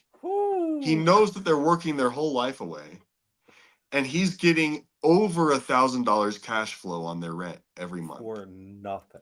That's the most predatory capitalism shit I've ever seen in my fucking life. But could I have done that? Yeah. And that would be me fake, being fake as fuck. Like that would be me being a con man. And I just couldn't. I was like, I would rather be a poor YouTuber, go back to Mm-hmm. being a poor YouTuber than be a rich, investor. So that's my spiel about like, yeah, I could be a con man, but could I really? I don't know. I would go insane. So Rio, I gotta say, you don't deserve to be a poor YouTuber. You just spun "Can I Be a Con Man" into a very clear and approachable and understandable critique of being a landlord in general. That was fucking impressive. You should be a rich YouTuber, my friend. a rich YouTuber. Yeah. Stay at it, man. Stay at it. Yeah. I have faith in you. I want to bring up too. Remind me of that about being successful in social media. That's something I want to say about that later. But that's a really good point. That what it comes down to, like, why we aren't con men, really, at the end of the day, is for our morals and our scruples. Honestly, like that's really it. That there is a I don't know if you guys heard of the '90s Batman the animated series that came out. It was a fantastic show, and there, yeah, there was Fox. The one that was Fox. Okay. The one from the early '90s or mid '90s. Anyway, there is a character who the Riddler kidnaps because the guy had screwed the Riddler over while he was at work. While he was Edward Nigma, he made this video game that made millions of dollars for the company, and the Riddler kidnaps him. Batman and Robin rescue him. And at the end of the episode, Batman and Robin are talking to each other, and Robin says, well, the Riddler got away, and we rescued the guy he kidnapped, but I don't feel great about this because the guy that Riddler kidnapped is garbage. Like, the guy really did steal millions of dollars from him. I understand why the Riddler wanted to kidnap him. And he seems like he got rescued and he has his money back and he's fine. And Batman says, yeah, but he's not going to be sleeping well at night knowing that Riddler is out there. And then it cuts to the guy like looking through his like windows, and he's locking all his doors and he's cowering and laying in bed. And then Batman says, what is a good night's sleep worth? How much would you pay for a good night's sleep? There's a riddle for you. And that's what it comes down to with us. We would not be able to sleep at night if we were exploiting people, if we were fantastically wealthy, but we knew we were making it, like your friend Rio, by off the backs of working class folks who can barely survive. There is not a check big enough for me to want to do that. It's just not there. So that's what it comes down to for me. Yeah. It's impossible. You can't do it. I don't know. For some of us, we're like too, I don't want to sound, this sounds really arrogant, but we're like too conscious for that shit. Like our sense of like empathy or whatever it is too big. I will go with a slight disagreement here. I'm not speaking for you guys. You guys can, operate however you want. But I know for me personally, I do think about this a lot. Mm-hmm. And I don't necessarily think it's the morals. Because I do immoral shit all the fucking time. And True. I'm not talking about like, I'm fucking out here murdering people, but like I will definitely if it is convenient enough for me, put my morals to the side and do the thing I know is wrong. And I think we all do that. I doubt there's too many Jesus of Nazareths going around just fucking living their moral life to a fucking strict code. But like for me, it's that kind of more what TJ said is how much is a good night's sleep worth to you? I'm just not motivated by the money. I'm not motivated. Like the money that I could get by being less moral just doesn't feel like it would be worth it to me. Because it's not even the good night's sleep. Like it just genuinely is a practical thing of it's a little more difficult. And I would rather do the easy thing that keeps me, gives me a good night's sleep and doesn't give me these obscene riches than I would, anything else. It's like my job, it's not fucking moral. Like it's not like what I do. It doesn't make me feel good about myself. It just doesn't make me feel bad enough about myself for all of the things that. Right. Exactly. Yeah. There's a limit. So like there is, I'm not going to sit here and act like I can't be bought. I can be fucking bought. For course, by the way, it's check seems to be lost in the mail again. Just saying. But like and I think that when we think about it, the reason I'm kind of pushing back on this narrative is that I feel like a lot of times we think about actions as morally good and morally bad when that's not really the fucking case. Because that, in a nutshell, leads to a lot of very bad things if you're using that level of analysis to go about the world. The people who are doing the bad things must be doing so because they're bad people, because I'm a good person, and that's why I do good things. Yeah, that's true. And not to say you guys are like that, but I feel like sometimes that analysis is true, but oftentimes it isn't accurate and it leads to bad conclusions. So do you think oh fuck, I just forgot what I was gonna ask. This is a fun conversation. I didn't have this conversation on my bingo card, but this is a fun one today. It's an arbitrary limit as to how far you're gonna go. It's like there's no ethical consumption under capitalism. There's very few ethical ways to actually make money too under capitalism as an extension. Being a creator is an ethical way. Like Patreon is completely ethical. I was thinking about this, dude. Patreon is some of the most ethical money because you're sharing your flow. You're sharing your gifts, your talents, your passion. You're sharing. So it's the most authentic form of labor. Yeah. And then you're asking for them to pay you for it.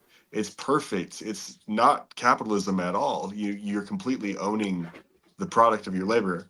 But you, John, you're saying basically it's like incentives is what you're saying. Like, yeah, because I bet you, yeah, you wouldn't buy that $20,000 fucking house and mooch off of that, but like if you could do the same thing and be absolutely sure you or any of your family would never have to worry about money ever again. So that's actually I would do it. I would do it in a heartbeat. So that's a good point, because what you mentioned, John, is how you're not motivated by the money necessarily.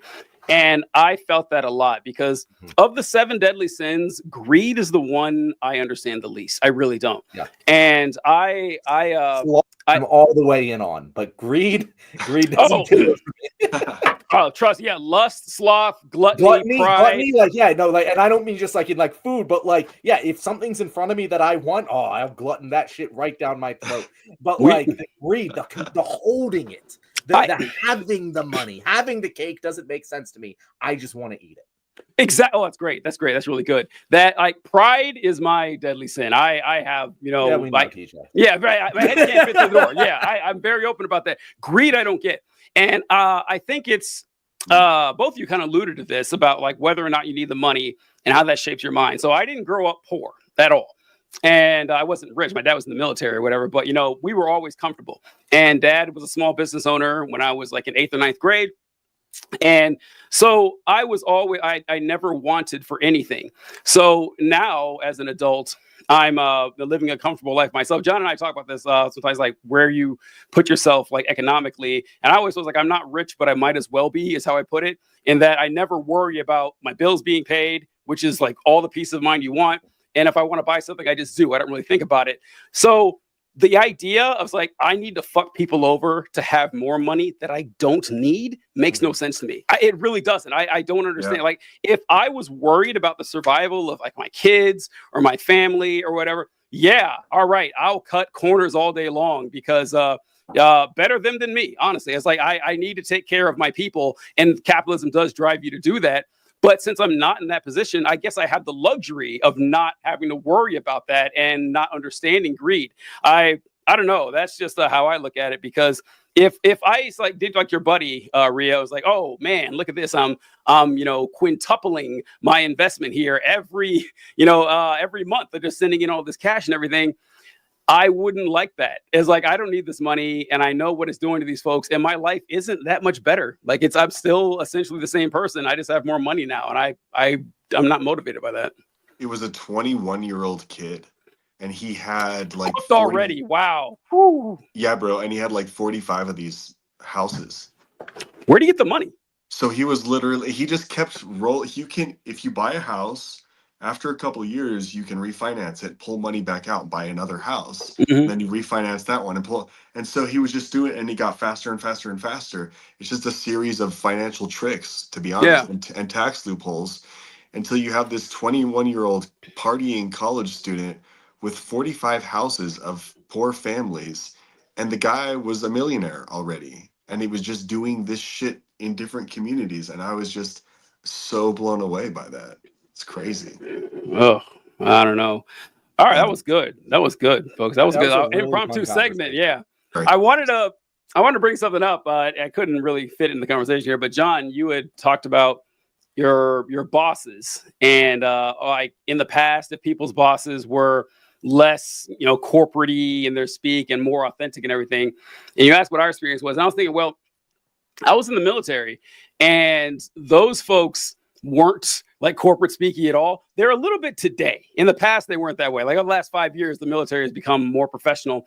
But even when I had joined, it was still, swearing and calling people queers and stuff. Like, that's just how it was. And I do have to say, though, that I remember talking to our battalion executive officer, and I was speaking to him about, his career and everything. And he said that he was in the Army for a few years, and he got out and went into the civilian world, and he came back to the Army, which is kind of rare, right? Like, it happens, but you're like, once people are out, it's hard to get back in. They're usually injured and stuff, and it's the whole process. And it's like, well, why'd you do that? He says, well, the reason I did is because the leadership of the Army actually does care about you. It's hard to, it's shocking to hear this. It actually is shocking to hear this, but the fact that I understand exactly what he's saying and how shocking it is to hear that is a really interesting feeling. Here's what he pointed out is I've never heard that before in my whole life. But it makes sense. Makes sense.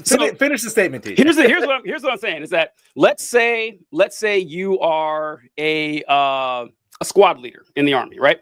You're a sergeant, and you've got 8 people that you're directly responsible for, and one of them is trying to make sergeant. And if you're graded as a leader on the performance of your subordinates, right? So if your subordinate is getting drunk and beating his wife and failing his qualifications, that's going to reflect on you as a leader. And so you make damn sure that this person has taken their classes, this person is training, this person's in shape, this person is like you do counselings once a month to make sure that everything's all right with their family and their finances. You make sure they are squared the fuck away. When they have a dental appointment, you say, did you go to your dental appointment? You make sure all this is taken care of.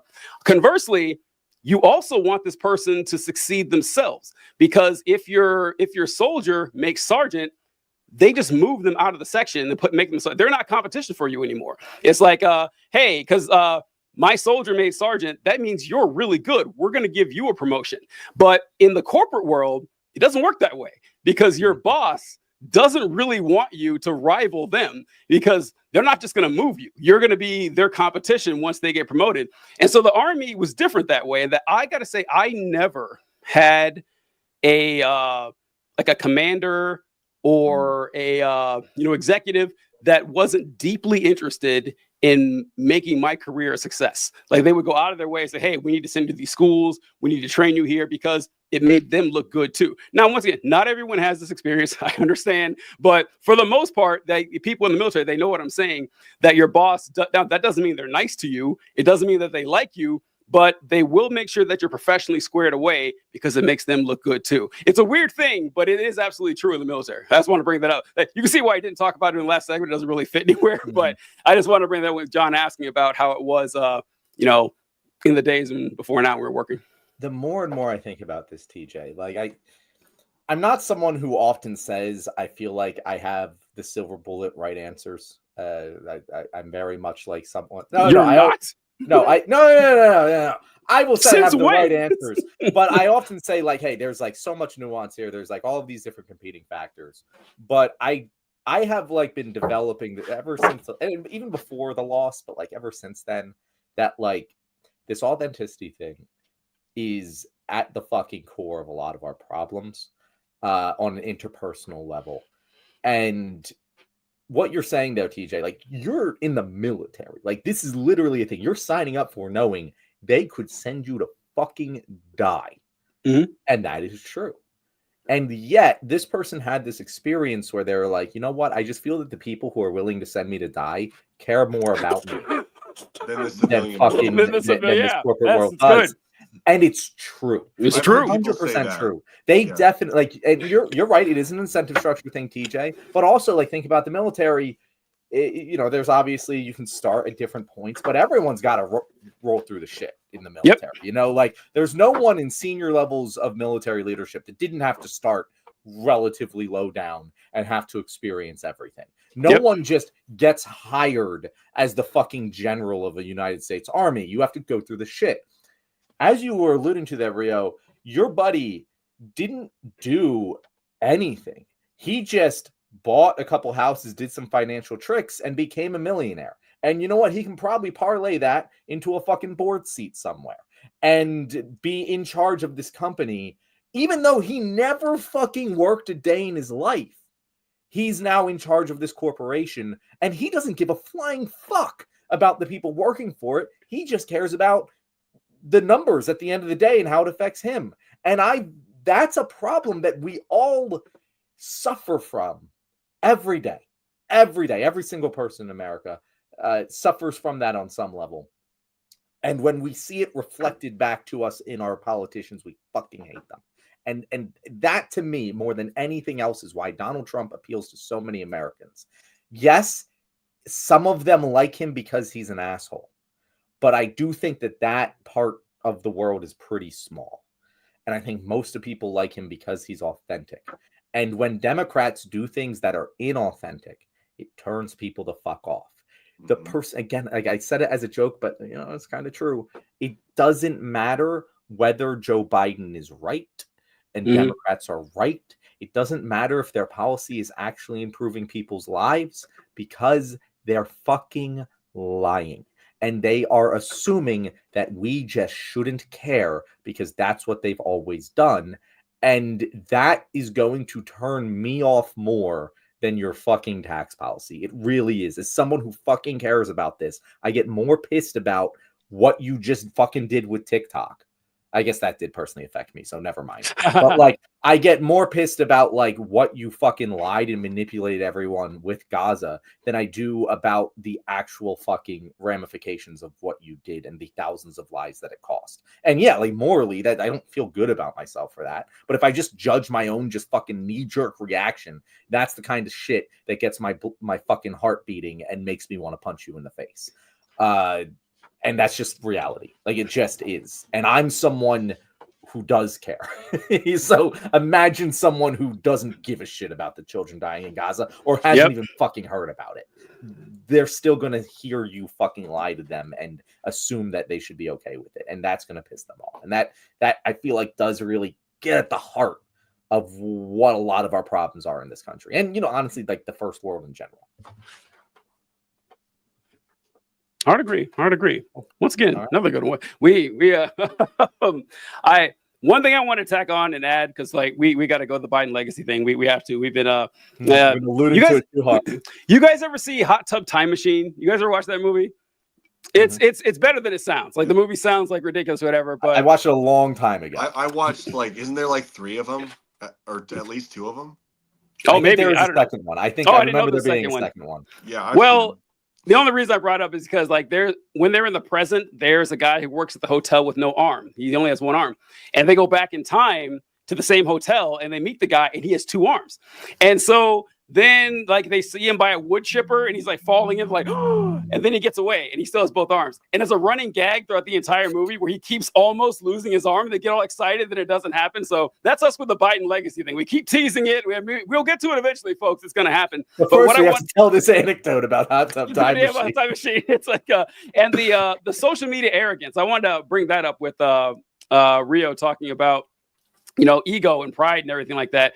One thing I was talking about with TikTok coming to a close is I'm seeing a lot of people giving like goodbye messages and everything. And a lot of them are saying that, you know, when I first started making social media content, I never expected my account to blow up and get big. I don't fucking believe you. Everyone who says this, I think you're lying. I do. Because to be a content creator on social media, you need a massive ego. It has to be huge. You need to think, not only do I have good ideas, but everyone needs to hear them and see my face while I say them. Like that person that does this consciously is not thinking, oh, shucks, I'm sure no one will like this. No, you knew people would. Like I say, when I started doing this, I told John this, I knew it was going to take off. I knew it. Like I had no doubt in my mind. I thought that, well, I don't know what I'm doing, but eventually I'll figure it out. And people will like what I have to say because what I have to say is interesting. And I'm going to deliver my message in a thoughtful, humorous, and compelling manner. Of course, they're going to like it. You kind of said that like people like your personality. They know that you're smart, and you've kind of had that throughout your life.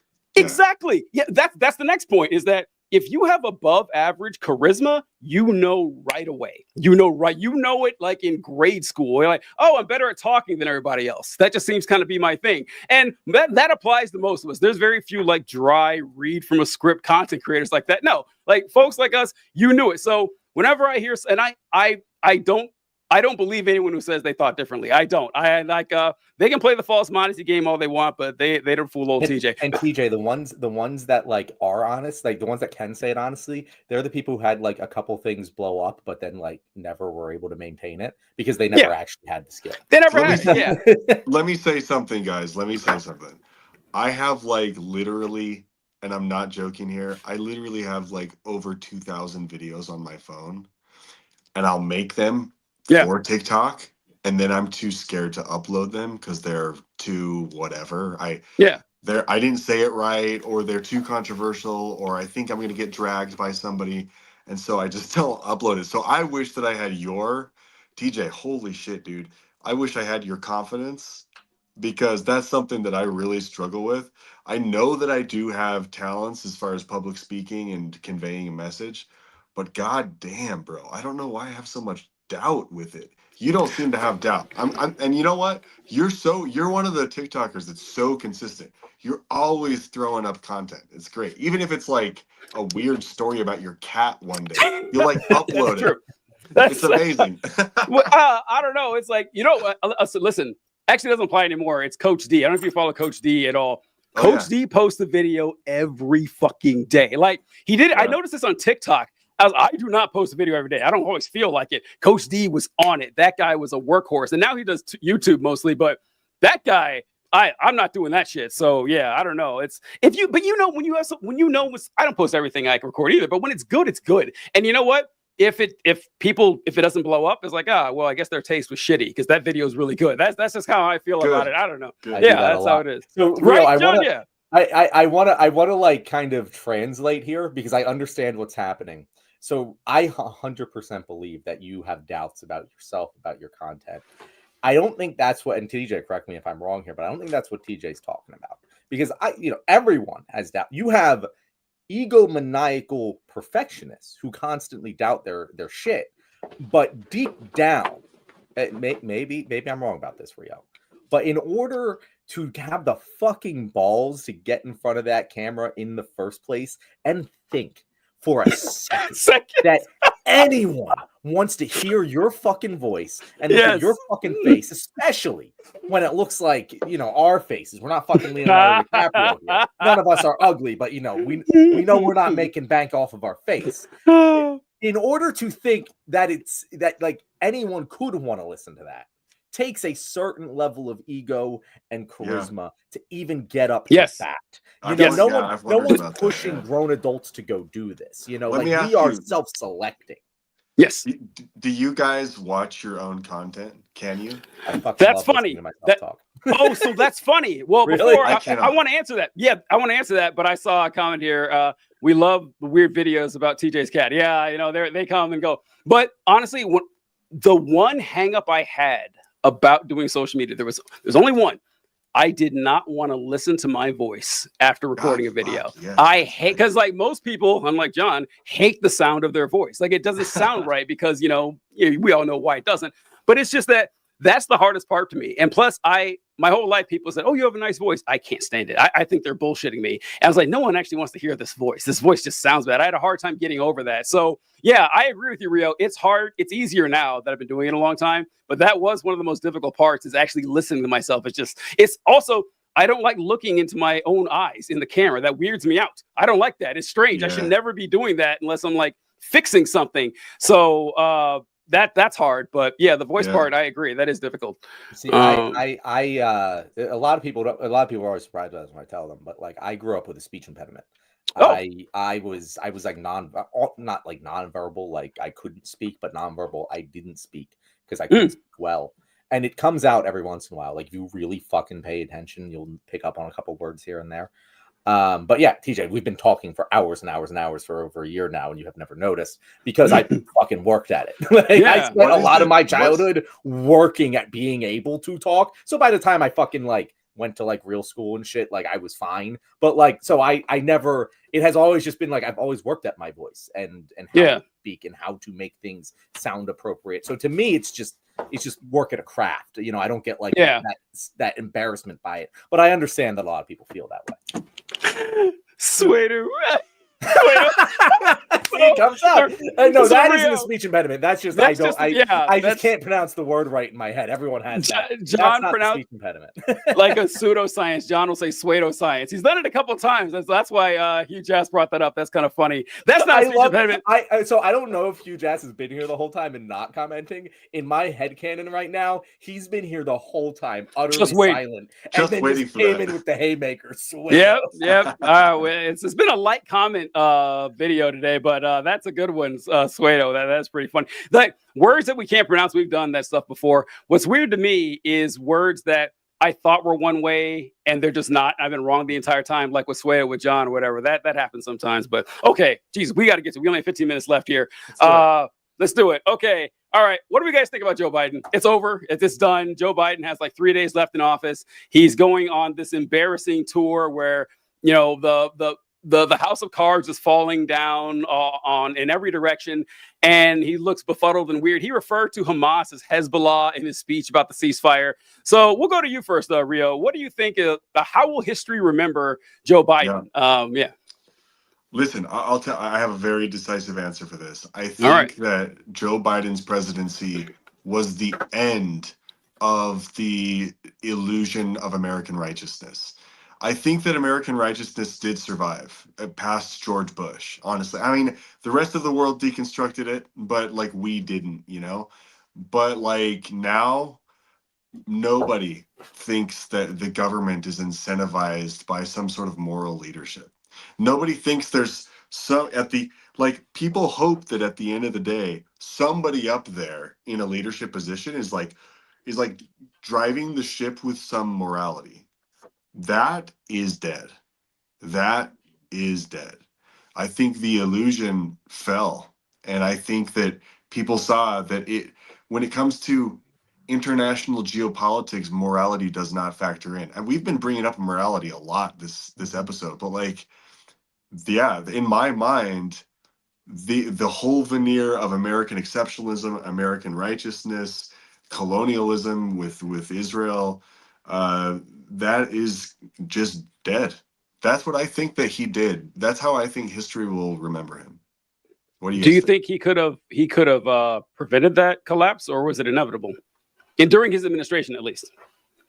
Dude, it really I'll be honest, his administration is defined by Gaza. It really is. Like that's really the truth of it. And we're all the countries are kids on a playground, and I see Joe Biden as Joe Biden's the biggest bully. He has the biggest weapons.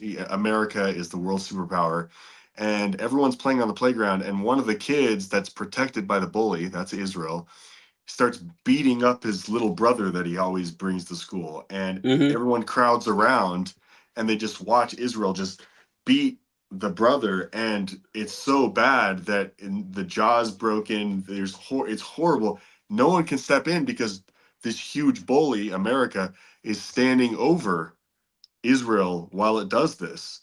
So for all kids on a playground, Joe Biden's the big bully, or I should say, the big tough guy that's strong enough to stop it. He doesn't. He just stands there watching because there's this alliance between them. And I really think that Joe Biden, you guys might not agree with this, that's okay. I think that through his 40-year career, I think that he was basically like, he became acclimated to following AIPAC around. It was simply the way things are done. And when shit hit the fan and he really needed to pull away from AIPAC, he didn't know how. He wasn't even conscious of dissent. Like, he didn't even make any attempts to dissent from what AIPAC was doing or what Israel was doing. So I think he's just going to be remembered for that. Just a complete lack of morals and courage. And yeah, does that make sense? No. It makes sense. However, where I will disagree is, like, everything you said was like right, but history isn't about what actually happened. True, right? true. So, like, I think you have to look at it from a couple of different angles. There's his legacy from our perspective, from the people on the left who kind of understand what you just said. And I agree with that. For us, Gaza is going to be the biggest thing. In my mind, when I'm 80 years old and I'm thinking back to my 20s and Joe Biden as president, Gaza is going to be the thing that I remember the most. And for a lot of people in our generation, it will be that way because this was an awakening. And I do think that you are right, but you are early on the fall of the idea of American righteousness, because most Americans still believe America's the good guy. Like, as much as this is, I don't think this is the end of that. I think it's the start. And obviously, a lot of people have always said America's the bad guy, but like, it was mostly just, weirdly online people on the left and the right. It wasn't your normies. What we're seeing, at least at my generation's level, is an awakening consciousness of that. And Gaza is the Trojan horse that has enabled a lot of developing class consciousness, a lot of developing understanding that, hey, America isn't the good guy. America's often the bad guy. And that is becoming much more of a central thesis of the American experience. But it's still not there yet. I mean, and I know this because of how many fucking people defend Joe Biden for all the things that he's done. Democrats, right? The Republicans don't expect Donald Trump to be a moral actor. They don't. But they do still believe America is the best because in their mind, might equals right. So they don't necessarily view it as morally wrong, but they don't expect their fucking leaders to be driven by morals. And on the Democrat side of things, we do. And I think that's actually what cooks Joseph Robinette Biden, is that I do think in his mind, he's a good guy. I think Joe Biden believes in his heart of hearts that he is a public servant, that he's there for the little guy, that he's trying to help people out, while also being deeply entrenched in the American state, which is the bad guy. And I think that if you look at his presidency that way, it does begin to make a little bit more sense. It explains why he pulled out of Afghanistan. For all of the bad things I can say about Joseph Biden, and I will remember for the rest of my life and never forgive him for, he pulled out of fucking Afghanistan. He fucking did that shit. He did it at great personal expense. It hurt him badly. One could argue he never recovered from it. And it was the right thing to do, and he fucking did it. Yeah. And that is a good thing. Yeah. He did a lot of really good domestic infrastructure investment. He did. There are a good lot things of that he did. His LBR was awesome. Yeah. Unfortunately, the people who care about that shit won't remember it because of Gaza. Yeah. And they won't remember it also because of his incredibly ineffectual leadership at a time where America fucking needed it. When I thought about Obama's legacy, when I was sitting here like at the end of Obama's presidency, at that time in my life, I was wrong about a lot of fucking things. But one thing I was not wrong about is that Obama's the luckiest motherfucker ever that Donald Trump became president. Because history will remember Obama for all of the good things, and they will blame all of the bad things on Donald Trump after him. And I think Biden is going to be the exact opposite of that. All of the good things, or okay, not all, but a lot of the good things are going to just be subsumed into Trump. And all of the bad things that Trump ends up doing now is going to be blamed on Joe Biden. And it's exactly right. I'm going to read for you guys a tweet. And the tweet goes, if Democrats nominate Joe Biden, he may win. And we'll have 4 years of weak, feckless Democratic leadership. And then in 4 years, he'll be defeated by a Republican Party, even more openly white nationalists. If you nominate an Obama redux, you'll get a worse Trump redux. That was from the Gravel Institute on April 28th, 2019. And I think I saw that today, and I cannot imagine a better summation, like a more accurate fucking summation before it happened of exactly how Biden went. And that's exactly what's going to happen. He's going to be remembered as the guy who fucked up Gaza and who let Donald Trump be president again. That's his legacy. There's not going to be good things, even though he did do a lot of good things. They're going to be overshadowed by those two things. One, I think it is too bad that Mike Gravel didn't live to see this, that he was exactly right with what was going to happen with Biden. And second, I want to point out, Heather commenting here, the right will never, so this is what Rio said about people realizing that America, the goodness is going away. But she says the right will never take that away, though. My family thinks that righteousness has finally prevailed and God is smiling on America. Yeah, the Christian nationalists and everything, that plays into Biden's legacy too. I think Biden is going to be remembered as a colossal failure as a president. It didn't have to be that way. It didn't have to be. Like there was a moment when he could have been transcended, but I think Biden reminds me a lot of Carter in a lot of ways. Mm-hmm. In that, like Carter, you could say Carter did good, had some good policy ideas or whatever, and as a manager, he did a decent enough job. But being the president is not about being a manager. You are a leader. You need to be a leader. Biden never screamed. And then again, like that's the Democrats' fault. And for voting him into the primary, that's what happened. It's you see these videos of Biden in 2016 and 2019 and 2018. Different fucking dude. I mean, he aged rapidly when he got in office, and like he could put sentences together. He could be clever and funny, and he did it just way too late. And so what happened is that he's like, oh, well, I've like leaving Afghanistan. That was a good idea. His labor stuff, he did a lot of infrastructure.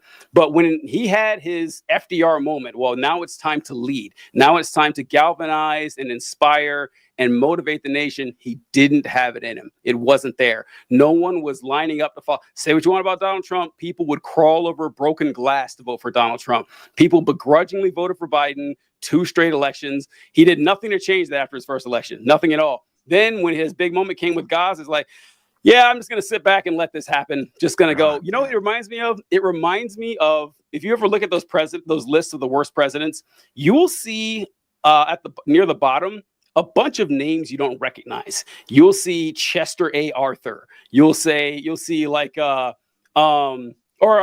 see James Buchanan. You'll see James K. Polk, not Arthur, but Polk and Buchanan, folks like that. Like you never learned about these presidents, and the reason they're listed as bad is because the Civil War was brewing for like 20 years. It was gonna happen, and everybody knew it.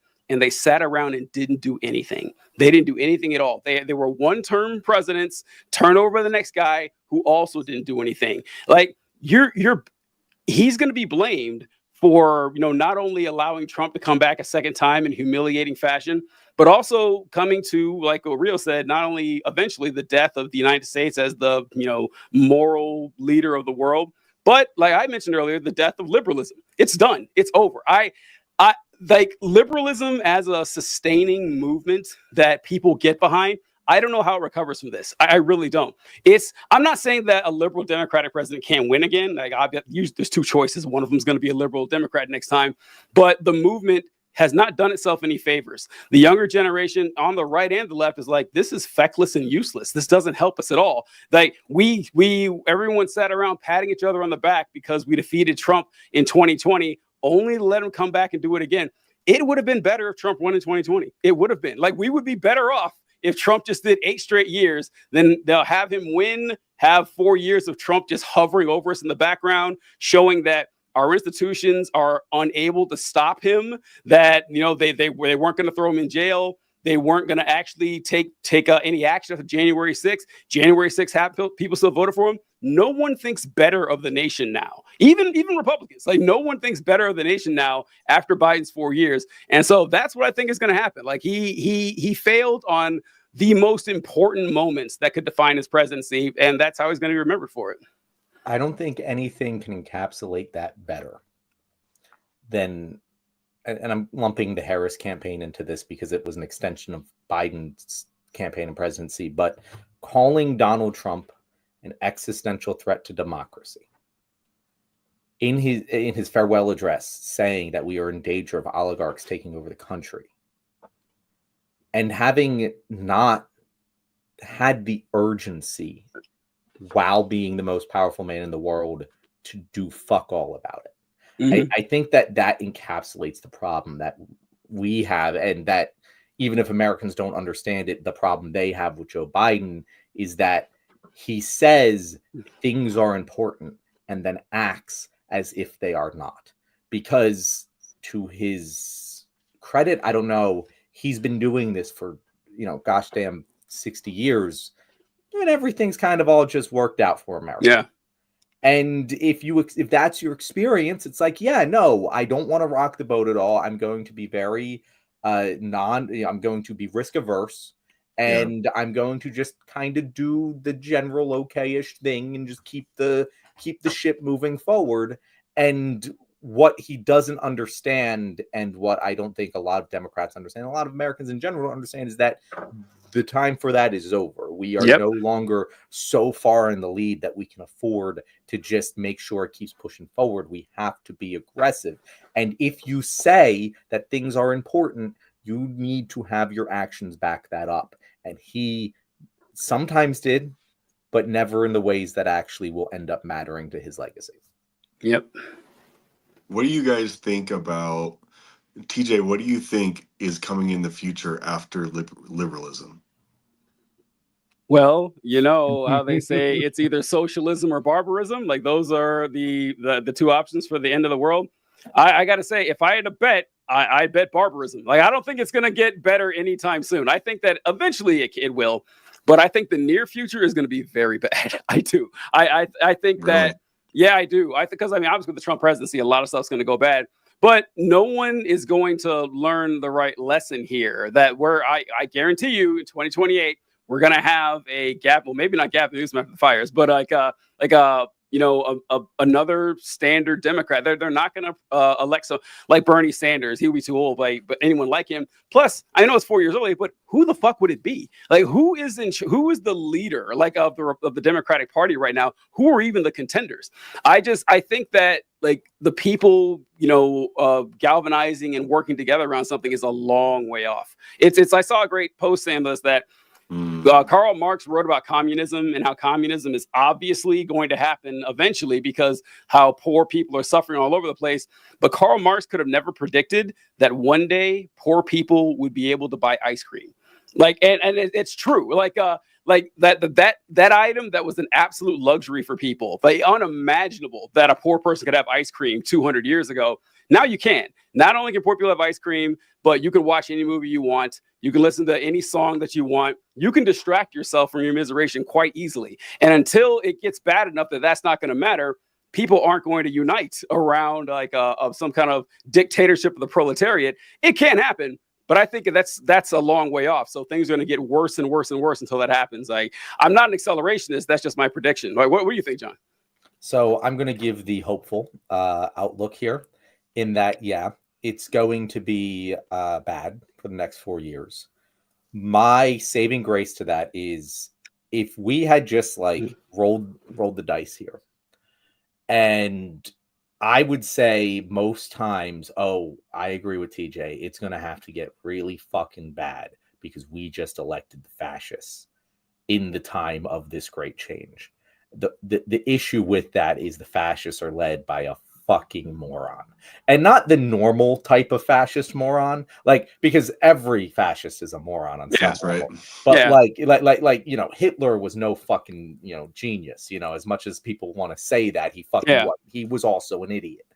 But Donald Trump is an incompetent moron in every fucking way, except the ways that matter for him winning the election and him continue. He's a branding genius, but he's not a fucking government genius. So he doesn't have the chops to successfully completely destroy our institutions, and the people surrounding him that do, luckily for us, his ego is too big to really penetrate all that much. So he's easily fucking distracted.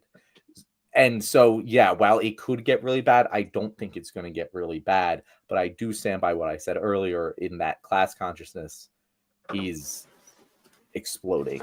Yeah, it's going to grow. Like the class consciousness is that's the one like good. I have a sense that good things are coming. I mean, call me, I don't know, an idealist or whatever, but I have a sense that good things are coming, and I really do believe that the class consciousness thing is gonna grow. I think that's coming, and that's gonna change things. I think because Rio, I just want to add on to that the thing that I was saying about how the Democrats always lie and people are just fucking sick of it, that will catch up to the Republicans. The people who are against the Democrats because they're like, these guys are liars and I don't trust them, eventually the bill is going to come due for the Republicans and they ain't going to be able to fucking pay it. And those people are going to be looking for another answer. And there's going to be a base of people with class consciousness ready to fucking educate them. And that's when it fucking happens.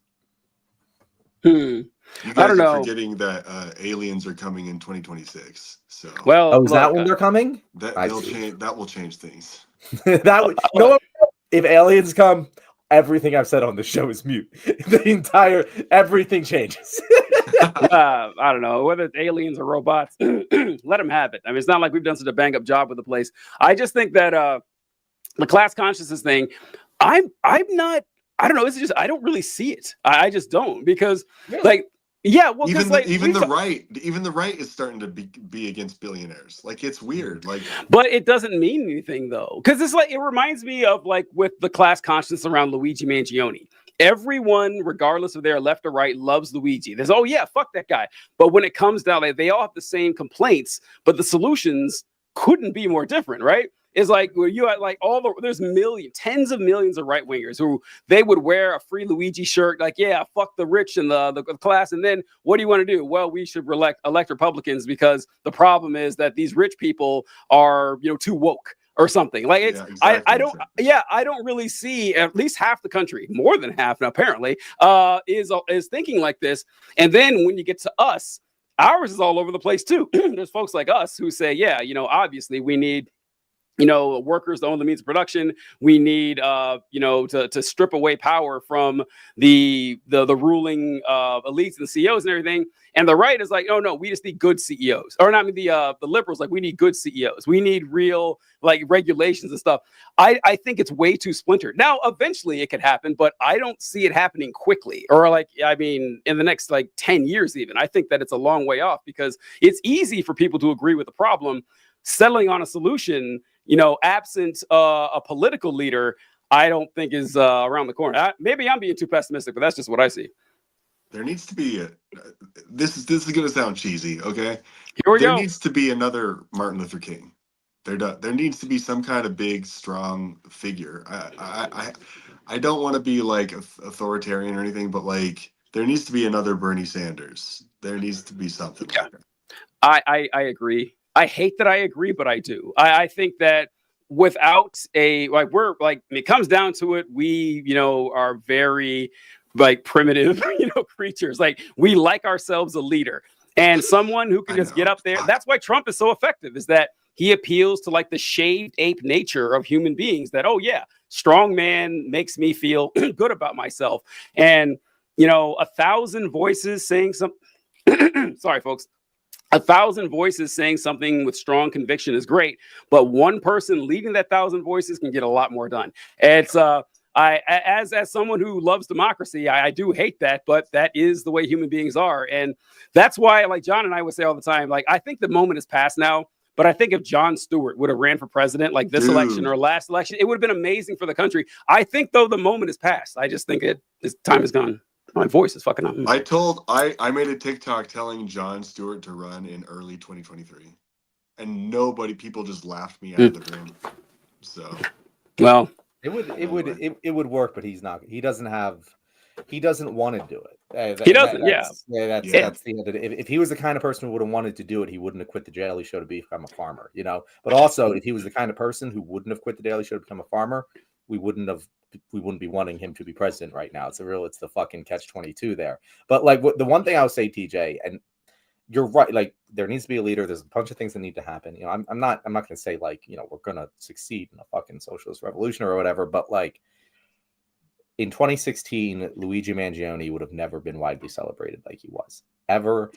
Like it wouldn't have even been considered that anyone besides the staunchest of weirdos would be celebrating Luigi Mangione. Yeah, and now it's fairly commonplace to like just meet someone who does. Like it just, and if you walk in certain circles like I do, like it's the default assumption that Luigi is the good guy here. So like. That is the progress I'm talking about of like, this is a different world. Almost unconscious. What was that? Yeah. Almost unconscious. Yeah. Yeah. And yeah, is it bad? Yeah. Right. But that's my point about eventually you have to pay the bill is that like Trump says it himself. He doesn't care about a single election after this one. He doesn't care about the Republican Party. He doesn't care about establishing power after Trump. It's meaningless to him. So like if you had a fucking leader that cared about cementing his ideology and institutions that will outlive him, that would be very scary. Donald Trump doesn't give a shit about what happens after he removes himself from the Oval Office. In fact, I don't think he really gives a shit about what happens like now, right? Now, he's just like fucking playing with house money now. But all of these people who expect him to be their savior are going to be sorely disappointed, and they're going to be looking for an answer. And I think that the next 4 years is about preventing him from doing harm and building a solid fucking answer for them to turn to. And that is the path forward. That's exactly it. And I'm not convinced that's going to happen. That's really what it comes down to. Because like, for example, the example I just thought of would mirror this is it would be surprising in, I don't know, to think you talk to someone in 2004 that the Republicans as a whole would hate George W. Bush. Unimaginable. There's like, no, he was a very popular president, and like he would be booed at the RNC, that Republican nominees would shit on him. You couldn't imagine that. That's the world we live in. It's not better. I saw it's like properly identifying the problems that Bush and Cheney are bad. Yeah, the Republicans did that.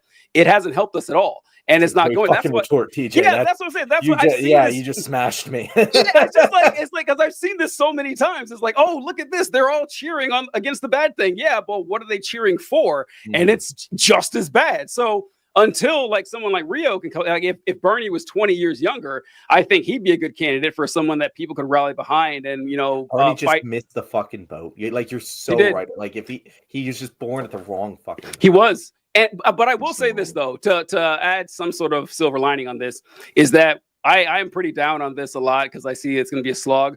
But I think you look at pictures of Bernie Sanders in the 1980s in Vermont, and you'll see him holding pro-trans rallies in the fucking 80s, in the Reagan era. If Bernie could make it through that, we can make it through this. Yeah, he did more under worse conditions. So, it might take 30 years, but, I think we can get around it. But I do think it'd be closer to 30 years than 10. Oh, Jesus, 8:42. Man, we went 8:42. Mark is asking if we're still live. We're still live, yeah. Which is an odd question to comment on a live stream, I will say, Mark. But yes, we are still live. with live streams, they last after you're done. Like they're not like they're true, yeah. they're like there's like a little delay. So yeah, maybe Mark That's fair, thought, but yes, he hopped on 20 seconds. Yeah. We should be wrapping up here. We should, yeah. I don't got anything else. If anyone else does, I don't got anything else. All I have to say is, if you made it to this point in the video, congratulations. You were probably teased about Joe Biden's legacy, or you heard our thoughts on it, and you probably could have guessed them. It wasn't a very surprising episode of all that we teased, but what was surprising is the excellent moral conversations we had with our wonderful guest, Rio. If you want to hear more from him, Rio, where can people find you? Just on TikTok, at Nathan Rio. I should have given you guys the little thing, at Nathan Rio on TikTok. Hey, I'd say fuck it, we'll fix it in post, but we're not. We're not going to do that. We're not going to do that.